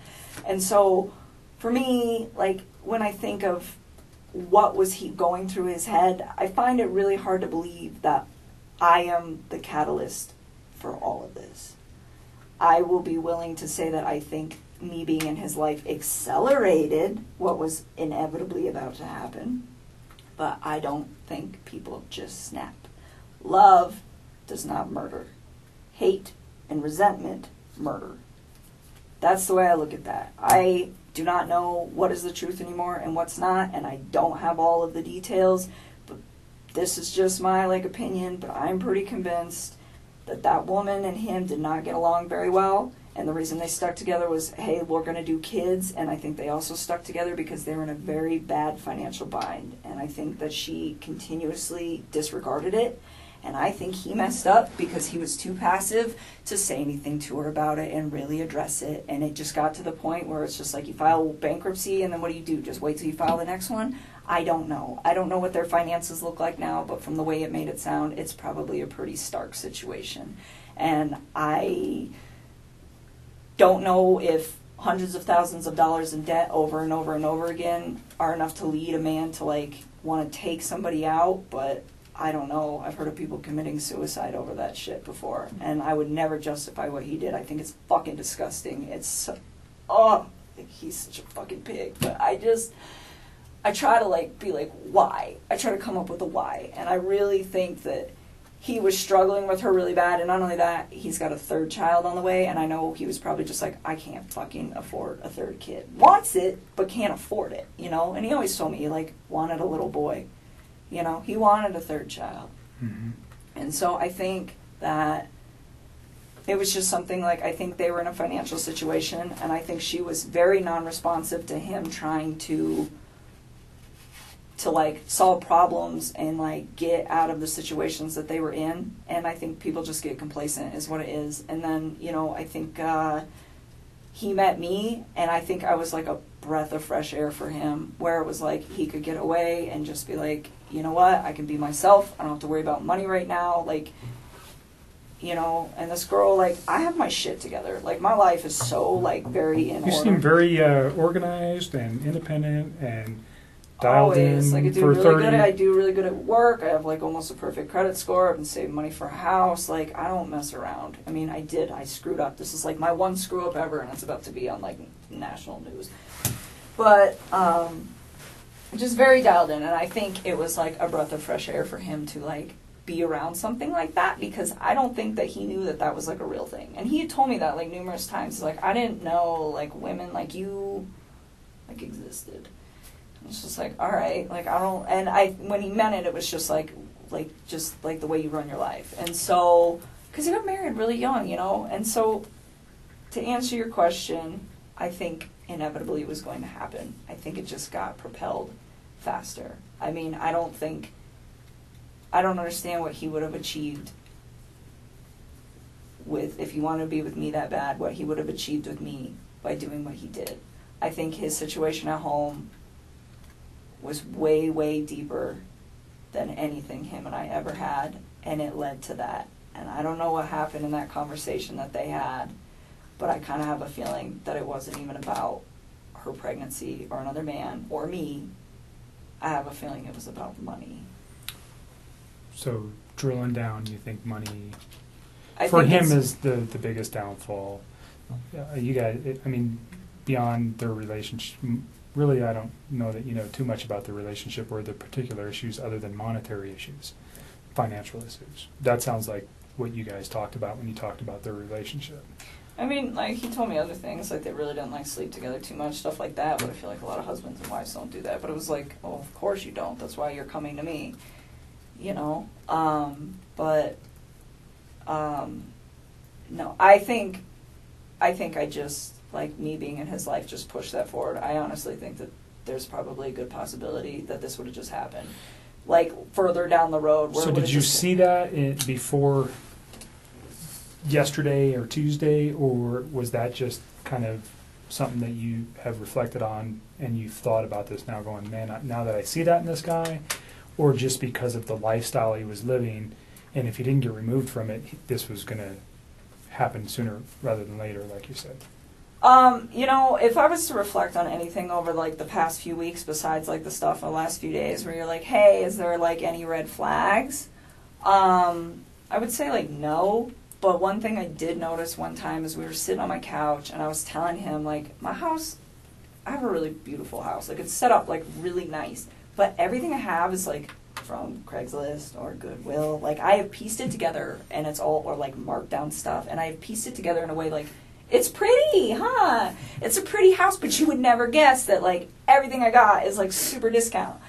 And one day we were sitting on my couch, and we were just, like, bullshitting about some stuff. And I was telling him, like, oh, yeah, you know, like, I got this marked down on American Furniture because, like, the corner was dented. And, like, I got this one off a guy on Craigslist.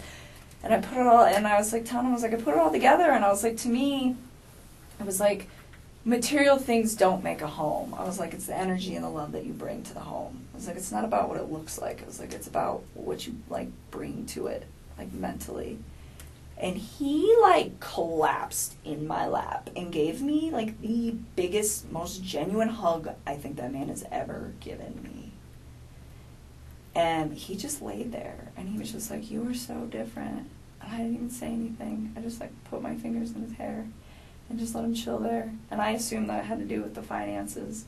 But it didn't, like, stress me out. It was just, like, this relief sigh where he just, like, dropped into my arms. And I didn't, like, really think too much of that event, except for that I was, like, this was, like, it was, like, a really genuine hug, like, collapsed into my lap, like, just so relieved. And I didn't really think much of it until, like, I started reading about, like, their bankruptcy and all this other shit, and I was like, oh. So I think it might have been bigger than he let on, because he never told me about his bankruptcy. Sure. You know, he just told me about his current financials, and he didn't even get that in depth, but I'm assuming they're trashed. And so, yeah, I think her spending all that money and not listening to him, and him not standing up for himself in a calm and, you know, Just elevate. yeah. Last hard just question kinda, regarding this. And, go ahead. And then I have just two cursory questions regarding something else, and then I think maybe Tim has a few questions for you. But I think what you say about the finances directs directly at his wife. Do you think that goes to the children as well? Because she took, did she treat them like that, like they were gold and they got everything as well that you know of? Or do you think there's a separate issue for why he may have done what he did to his children other than financial? That part I don't have an answer for. I can't fucking explain that. I don't even think there is an answer. I don't even think there's any sort of, like, computing up here that could possibly give a rational explanation for why that would have happened. I mean, the only thing that I've honestly thought of when I play the scenario over in my head is that maybe they woke up and saw him doing it in their mom, and he was like, fuck. Now I gotta do this too. I don't know. I'm like, why? Because they were like his like little lifeline, you know, he that was everything to him, you know, and I get like those two have problems. But he had a great relationship, but from what you're accounting is With his kids. He loved his children. Yeah, like that part, it's, oh my God, that's the worst part of this whole mess. The worst part of this whole mess. We won't dwell on it. We don't have to dwell on it. No. Let me ask you. But, so no, I don't have an explanation. That's the only thing I can possibly plausibly think of is maybe they saw it, but other than that, I don't know what the fuck. Okay. Who's Charlotte? Are you asking me who's Charlotte? Mm-hmm. Like one of my friends? Mm-hmm. She's like a really good friend of mine. Why? Did you have some conversations with her regarding another boyfriend No. that you might have met on eHarmony? Or did she meet somebody on eHarmony? No, she's engaged. Okay. She's engaged. So there's some text messages that we got off your phone, obviously. Mm-hmm. And the only reason I'm asking this is because if he found out maybe you had another boyfriend, you understand my line of questioning, that looked like maybe you had another boyfriend.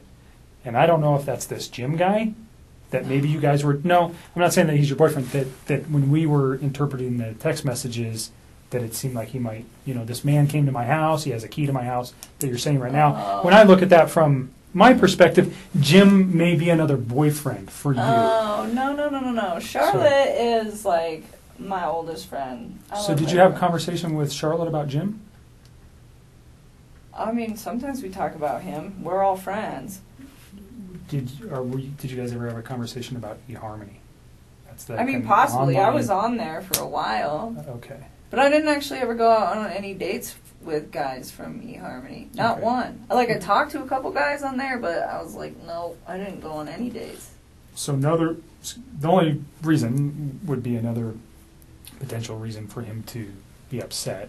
No, he knew about Jim. He's always known that Jim is one of my good friends, Okay. and I lay it out for people at the beginning. Like, I have friends that are male, I have friends that are female. These are my friends. That's what it is. Like, Okay. he never, to me, seemed like jealous of Jim by, like, any means. So, no, I'm curious what text you're talking about with Charlotte. I talked to that girl so I have much. 153 pages of text messages, so I can't. If I could pull it up, I would, but I don't know where it is. I thought you guys just got my text. We got when we ask for everything. For 7 days they give us everything. Oh, so why did you need to just do that if you just had them? Because I don't know that they're completely accurate. Again, what they send me is I don't have any way to verify that they're accurate. Gotcha. And if you delete a text message, sometimes those are not retained by carriers. They're still on your handset. There's a way to recover them from your phone. But they may not be held. There are certain carriers that don't even keep text messages. And I won't tell you who those people are, but they don't keep them. We can't even get our hands on them because they don't have a database. They don't pay the money. They're stored on your stuff and your stuff only. So that's why we ask for it. And some of those things disappear in 3 days, 5 days, 7 days, unless we ask them to keep them. And sometimes we don't know in time. So that's why we do it too. Okay? So just, it was a question because it also would provide potentially a motive for what Chris did if he found out that you had another boyfriend. Why Maybe- would he kill his family? Well, he if I wigs have a out that he finds out boyfriend? that you have a boyfriend and just loses it altogether. Do you understand? Because he's already losing his wife, and now his new girlfriend has another boyfriend, and he can't. There's multiple reasons why. It was a concern. That His cheese slid off his cracker. So sad. I don't know. He's like not even the same. I look at those like mug shots and they're scary. They scare me. Yeah, that's what you Tim? said about that video too. It didn't. I had noticed it was. I would have been a wreck. Oof. I don't know. I mean, I volunteered with some guys for when I did the armed military stuff that had PTSD, and they were telling me when they went through trauma that they like kind of locked up. So like, I didn't even think it was the fact that he was calm that freaked me out. Oh, it when was you were like helping his those guys eyes. out when from the. Yeah. Oh yeah. It was his, like, that part didn't, because I was like, I've seen, there's these guys that have been in battle that I've worked with that are like, yeah, I've experienced this is how I handle my trauma, and they're, like, very, like, just kind of like zombies. But, so I didn't hold that against him, it was just his eyes, and just the light is gone from his eyes. So let me just finish just with a couple quick questions here, but besides the obvious, you know, and what he's done, what's the worst thing about this guy? Did you ever have just some sense? You seem to be pretty together with who you date, the people you know, hang around with. You seem to know a lot about people. Was there some impression he gave you that The was whole negative? time, like, the whole time we were together? Yeah. Anything negative that sticks out? I didn't think anything negative. I mean, like, I have preferences. Like, I thought he was, like, I don't want to use the word clingy because it's fucked up. He was, like, really, he was a lot more into me than I was into him. And it didn't make... The entire time? Yeah. I mean, I really enjoyed his company, though. I mean, enough so that I kept everything going despite the situation. And, I mean... Like, it didn't scare me or anything. It's just like, I don't move that fast. Okay. So I think things What were were his moving. long-term plans with you? What did he discuss with you? Like, I mean, we'd, like, bullshit about it every once in a while and be like, oh, yeah, like, I asked him, I was like, if you didn't have that big house, because he didn't want to live in it, and he had made it very clear he didn't pick that out, he didn't, none of that. I was like, well, if you could have a house that you wanted, what would your house look like?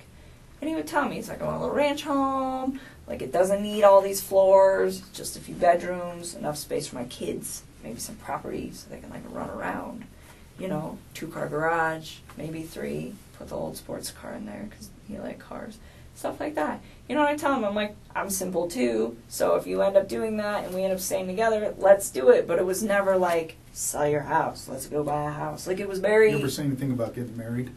To me? Yeah. I mean, it was like a thing where it was like offhandedly, like one day maybe this will happen. But again, it was like these were, I did not take these as very like deep conversations. It wasn't like this is when we're going to get married. This is what's going to go on. Okay. You know. And you knew him for how long?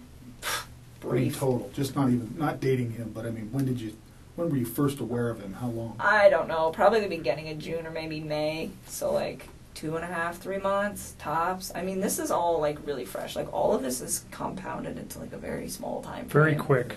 Yes. Has he worked for the company for a while? Yeah.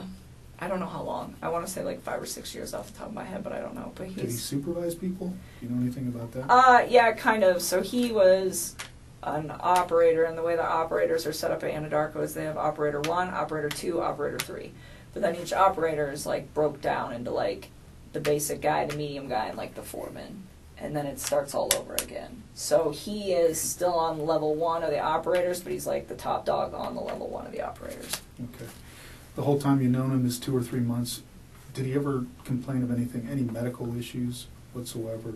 And did you ever pick up on anything? Is he allergic to anything? Does he have any, you know, a special diet, anything that's messing with him physically? Not that I'm aware of.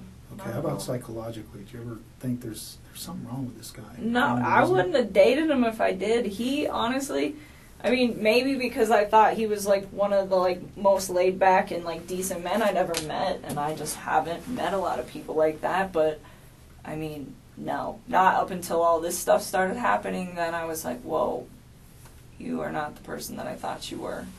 But prior to that, no, not at all. I really didn't. I enjoyed his company. You think he was dating anyone else? No. No way? No. Okay. He was way too invested in that. Was the relationship was it sexual right off the bat?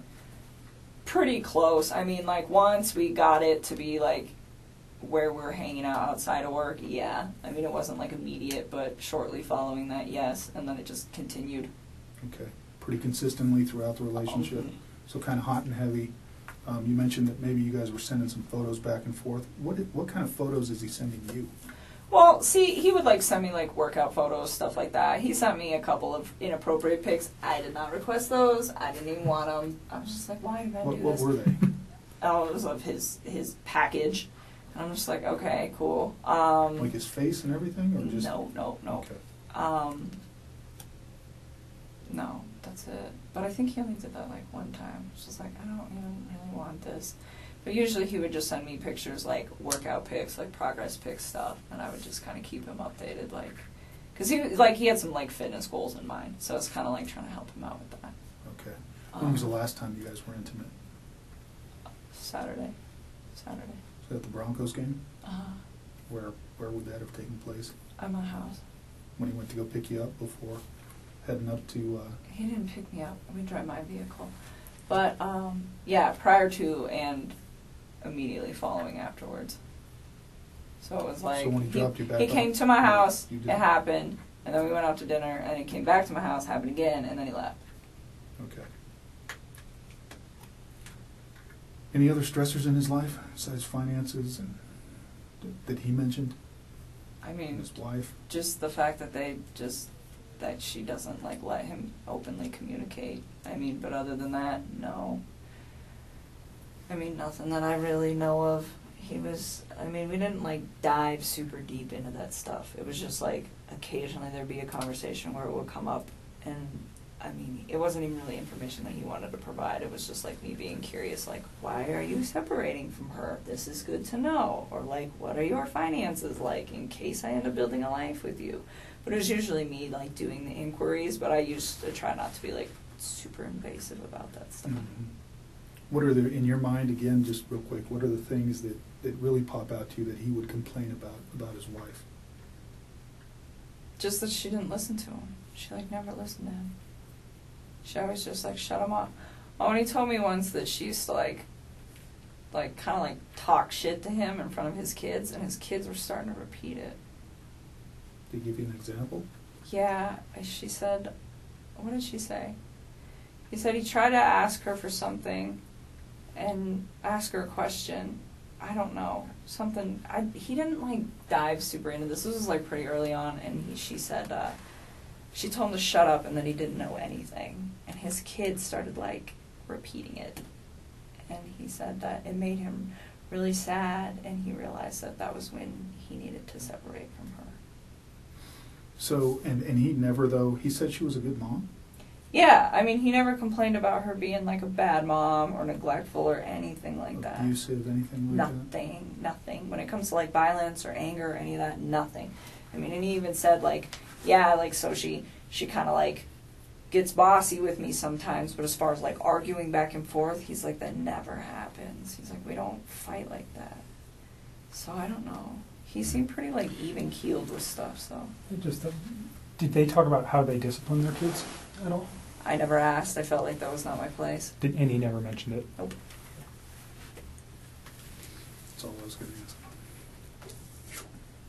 ask. Just making sure nobody else.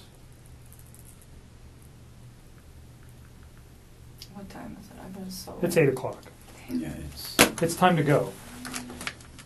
You have my card. Things will probably come to your mind in the next day, week, month, year, especially as you get some sleep and recover here. Please don't hesitate to call me. My email's on there. You can email me. The business phone number on there is not accurate. I used to work in our Pueblo office until So what is it? July. Just call my cell phone. I'm never in my office anyways. Okay. Okay? My cell phone will always be the same, so just call my cell phone.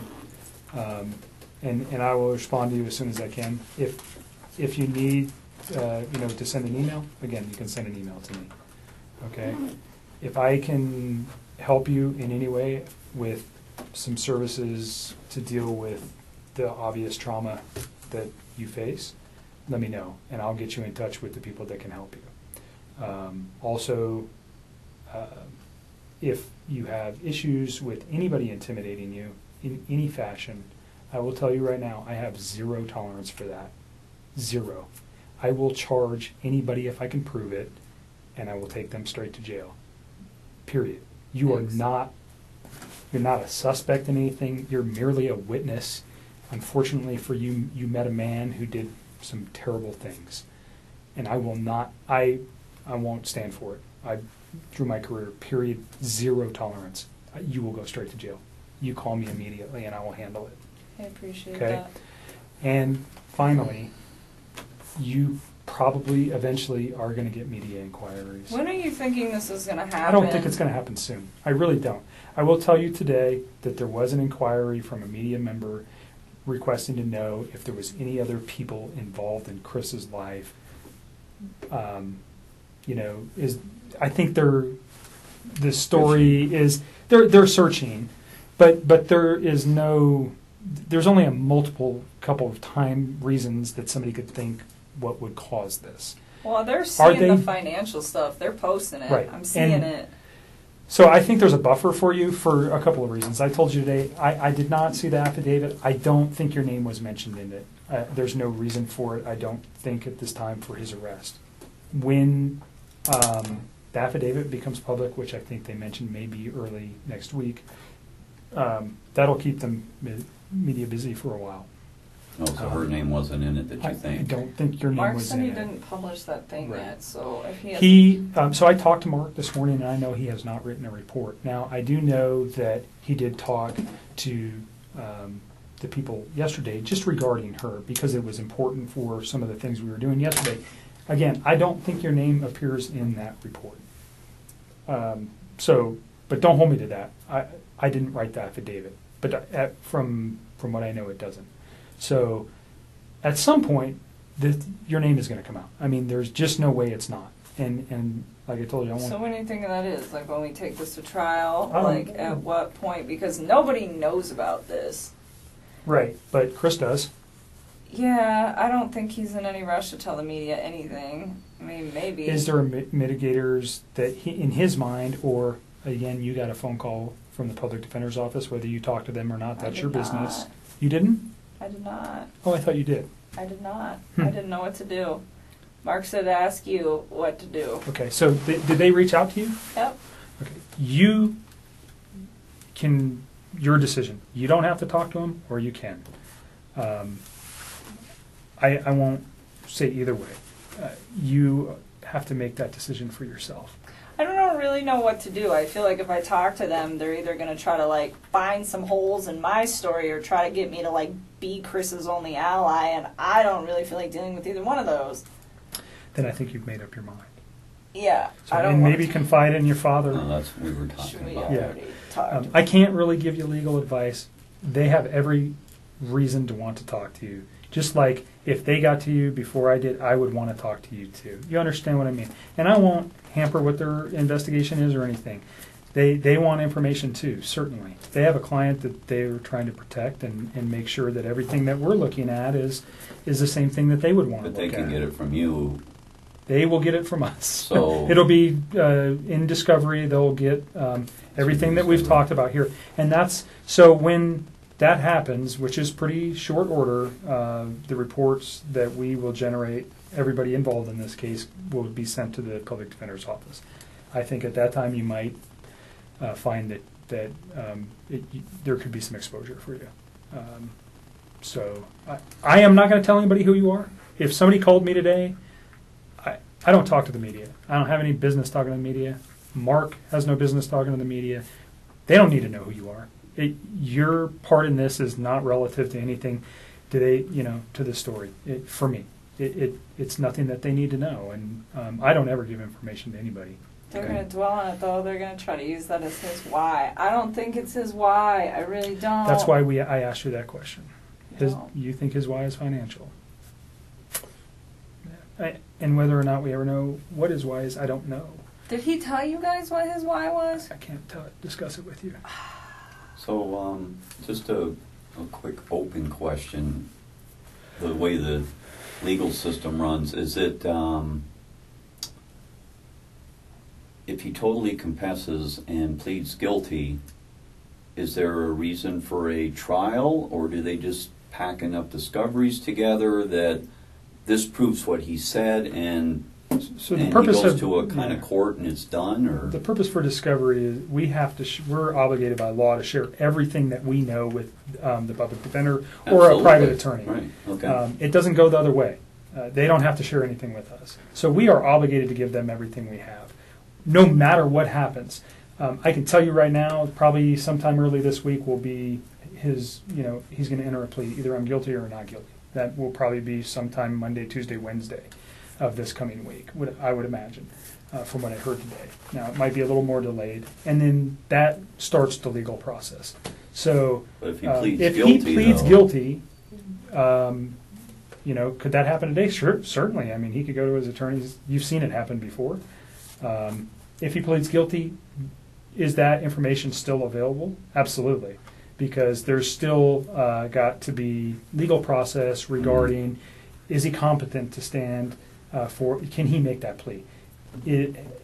Are the attorneys going to allow him to do all so? the stuff. You know what I'm talking about. Yeah, So okay. all that information still goes to them, and then that would play into potentially what is the sentence, what could be the penalty. All those things have to be looked at by attorneys. So there is not them ever getting her name. It is going to be there at some point.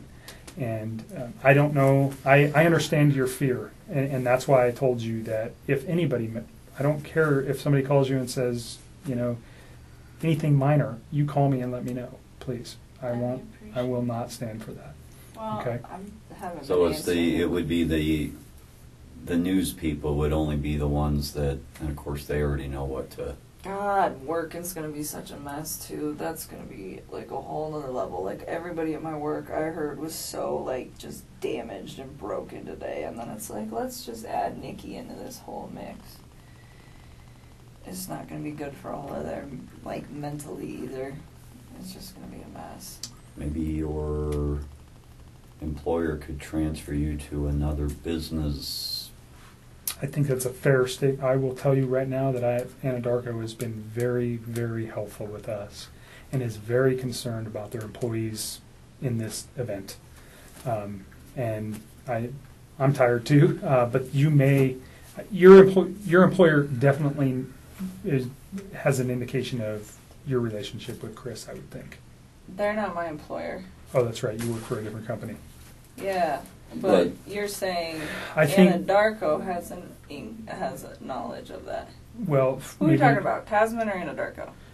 I don't even know what Tasman is. Tasman is the people that cut my check, and I'm contracted out to APC. So I think people have suspicion that there was a relationship with Chris. Not saying you, but they may know that. I think there was some suspicion that he was having a relationship with somebody else. Not your name specifically. But if you went to your bosses and said, I have an issue that I don't, like your dad's saying, I think that you might find that they'll just get you out of there. See, that's what we were talking about today, because they probably have a policy for psychological help. They probably have a policy for inquisitive, people bugging other employees. That's a big company with a lot of HR, and there's. Do you have an employee assistance program? I EAP? don't. Oh yeah, that they were there all day today. But it's like I got so many calls today from Those are people I work questions with. that you can ask them anonymmously, and that information is See, retained. that's what I was saying, because if. So what am I supposed to do? Well- Tell my boss? Well, but your boss isn't going to want rumor mongers. They're not going to want people stressing you out. They're not going to They don't want erratic workflow. They don't want any of that. So they'll probably do a broadcast letter of anybody that was friends, They already acquaintances did. They already of it, dealt with all the shit or that's done anything else. today. Please respect that employee's feelings.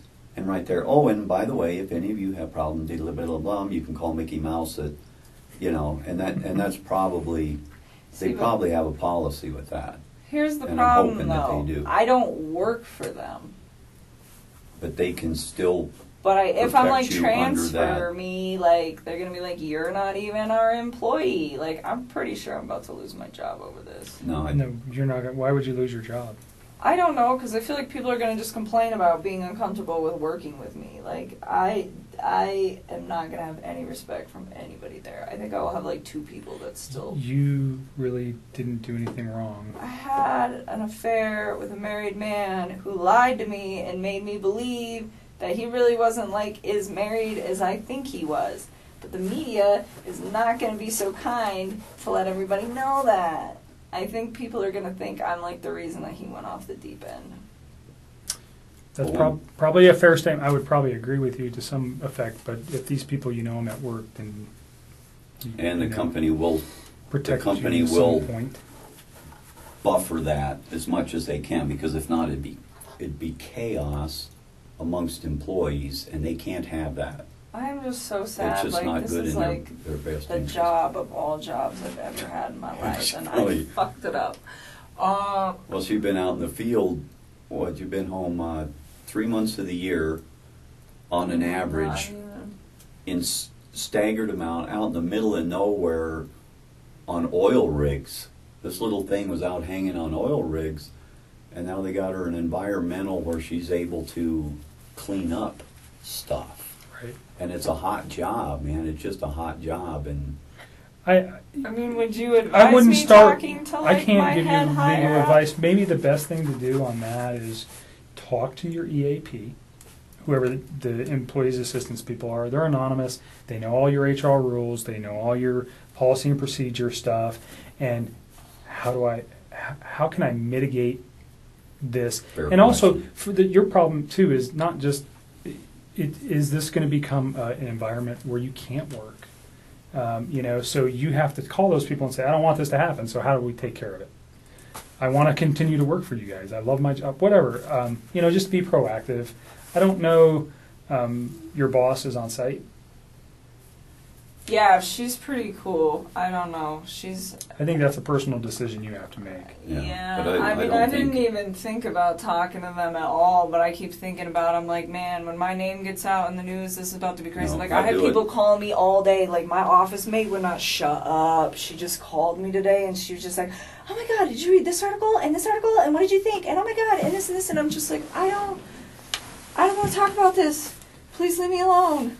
And like, it was really overwhelming. And my project manager called me, and he's really chill, so we made it a very quick conversation. But some people just like didn't get it, and it's so hard to me I because would I get feel in like front of I'm lying to them. I'd get in front of it. No, don't. Yeah, because Make the a company, decision. I don't think it would be in their best interest, legally, morally, or profit-wise, to have a bunch of junk going on. They would suppress it to keep it at least where everybody's treated with respect throughout the company. This is a tough situation. They'll put the presidential speech in I could do it. that job like 75% of that at home. Yeah, I I've would- already been thinking about that. I was thinking about just asking Lena, like, hey man, just let me come in at like 5 in the morning and deal with the gas monitors like 2 days a week. No one will even know I'm And I there. believe that And let me just work at home. they probably made a statement on that, what'd you call it, OHP or EAP. EAP. EEP? They put out a notice today. If they put that out and it says your confidentiality will be respected, It has to be. if that got leaked through an HR department and that got out after you told them something, that would not be good for...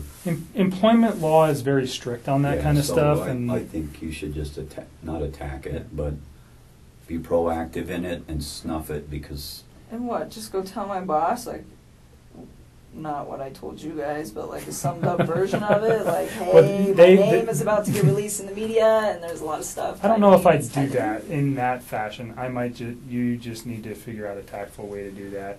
And perhaps in an employment, there is attorneys that deal with employment law, and maybe you want to reach out to one of them. That might help you. I don't know.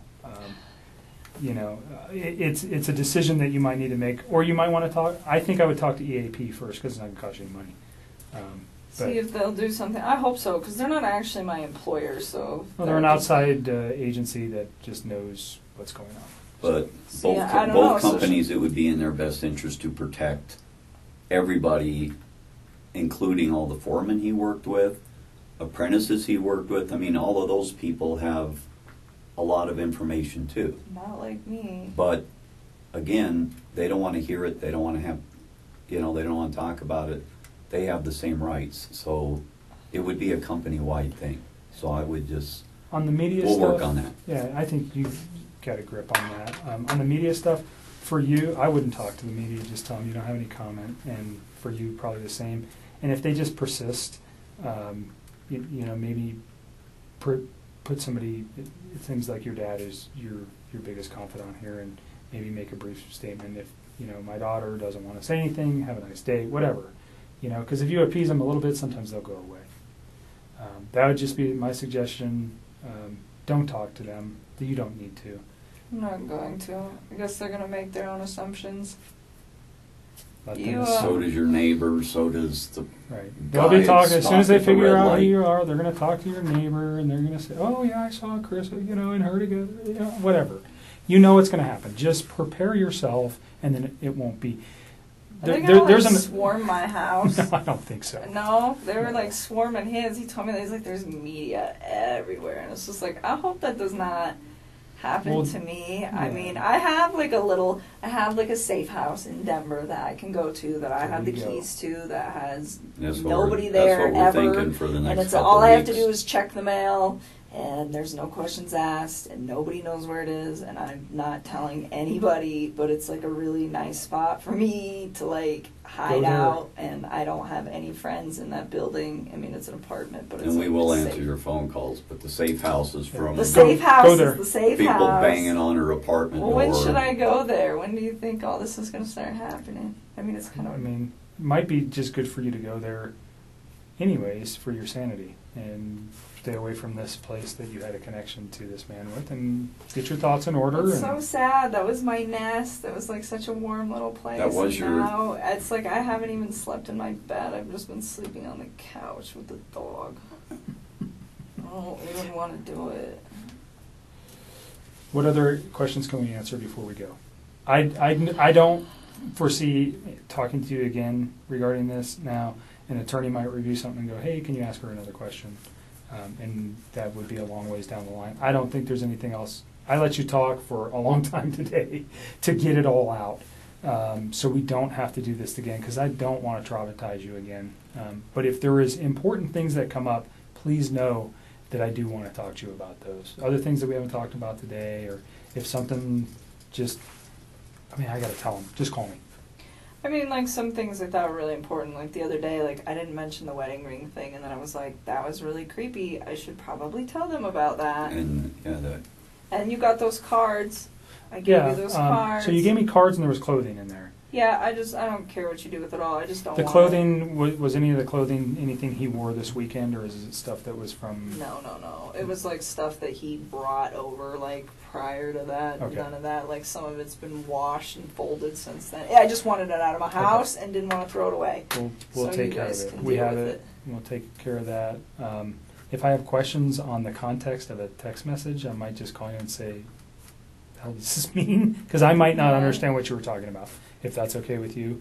Yeah, that's fine. If it's, I'm not going to bother you unless it's really important, because I think I have everything I need from you today. okay. Yeah, we just wanted to make sure you guys had it so that Well, and we don't. I you can don't find the right person or yeah, something We don't and want to get do it it done. again. Yeah, and we know we have the right person, and I am sorry that you're involved. I am. It's never a good time to say anything like that, but it's a bad deal. This whole thing is, and this is one of the tougher cases that I think I've been doing this a long time. It's, you know, it's tough. So for you, it's even tougher. And don't forget to reach out to somebody for your sanity. Like I asked you downstairs a question, and you said no. You remember what question I asked you, right? No. You know how many questions you asked me Did you want a tonight? pizza? Well, hell, Pizza. I want I food love too. pizza. No, I asked you if you had any concern. I asked if I should be concerned at all about you hurting yourself. Oh, no, I don't feel the need to do that. I Right. just want people to leave me alone. I And just if feel like you- I want to like hide for a little while all Just of this please is happening. reach out to your family or even me, and if you have anything that's struggling, like I told you, there's people I can put you in touch that will talk to you. I'm not a psychologist. That's not what I am. But people sometimes that get caught in these situations, they end up having lots of emotional issues, and you need to address them. Don't just hide that stuff. Okay. All right. Are you guys You gonna seem help pretty me if super we go? intelligent. So I appreciate that. That's a nice compliment. When we go to like trial for this, if that's what he so feels the need to take this to, are you guys gonna help like coach me through these course. questions? So we would be there to rediscuss our conversation today, the conversation you had with Mark, and then an attorney would talk to you prior to any questioning on the stand regarding what kind of questions they're going to ask you. And really the only thing you have to remember, I mean, if you're worried about your recollection or your recall or, you know, how you might remember this, everybody worries about that. Even we do. We spend hours on the stand, and it's very difficult. But the only thing you have to remember is tell the truth. And the truth will never change in your mind. You know what happened during these 6 weeks. You know what happened on Monday and Tuesday. And as long as you tell the truth, then there's nothing to be worried about. If you don't remember something, you don't remember it. Might they pick on you a little bit about that? Absolutely. They usually pick on us a lot more than they do you guys. So, but that's so far down the road. I mean, how long are we talking? Like, how long That is this could whole process be, gonna well, take? so he has the right to a speedy trial once he makes a plea, which is 45 days. Do I think that's going to happen? Absolutely not. I can tell you that the majority of the homicides that I work on average somewhere between 1 and 3 years. Yeah, look at the So clown do man. I gotta just deal with with the the theater. media, like knocking on my door You're- like that for like 3 years? 'Cause that's This like enough to case go will for- be hot until the next, unfortunately, crazy case comes up. And you know it's true. I don't know if you watch the news. There's a reason I really don't. Every week. I don't. But watch you the know news. there's something new every week that's the hot topic. This one might be hot for a week, 2, 3, whatever, and then something else is going to happen, and they're going to forget all about this one until it comes back to court, and then it's going to be revived, if it ever does. I don't know what that, you know, he So- has all sorts of, he could plead. He could say, I want to go to trial. I didn't do this. Whatever. He could say whatever. So it could be tomorrow. It could be 5 years. It just depends. I mean, there's a lot of things that can slow cases down. Yeah, look at that theater thing. I mean, that was a whirlwind for, what, a month or so? Sure. And then all of a sudden, as soon as people started figuring out what that guy was all about, all of a sudden they started just like, man, he's weird. He was psycho. Look at him, and he just kind of just. And then it But I petered notice off. it shows and then- up like every. Huge. That's a huge event. Yeah. You know, But certainly it shows up every 6 unprecedented. months or a year. Here. Sure. You know, I mean, you look at. Ugh. I just. There's no way to know that. But if, Okay. like your dad's saying, you know, like on that guy was sent to the state hospital for evaluation. And that takes a long, long time, and that can draw out cases if there's evaluations. There's all sorts of things that come into play that really don't worry about. Is put this thing out of your mind as much as you can, and when the time comes, if it ever does, that you had to testify, you will be in good hands. We'll take care of you. The attorneys handling this case are going to, you know, take care of whatever needs to happen. Okay? Okay. And if you have questions that you can't think of now, just call me. Yeah, I don't think we're going to talk to the other side. From what we were discussing, they can get the discoveries from you I guys. don't want it's- to deal with him it's- anymore. it's Mark less already than- said he's like he might try to call you. I think I'm gonna just ignore that. Who? Chris. I don't know if he will try to call me. I heard. Did they find those little girls yet? I haven't been looking for them. And I they don't- thought, or I they don't knew where know. they were at. You don't know yet, because I you've been don't. in here with me. Right. Oh my god. I find the whole thing very weird if the close, as much as you told me that he was as normal as he was, but yet some very close friend would call within a couple of hours of her not answering the door, or what was it?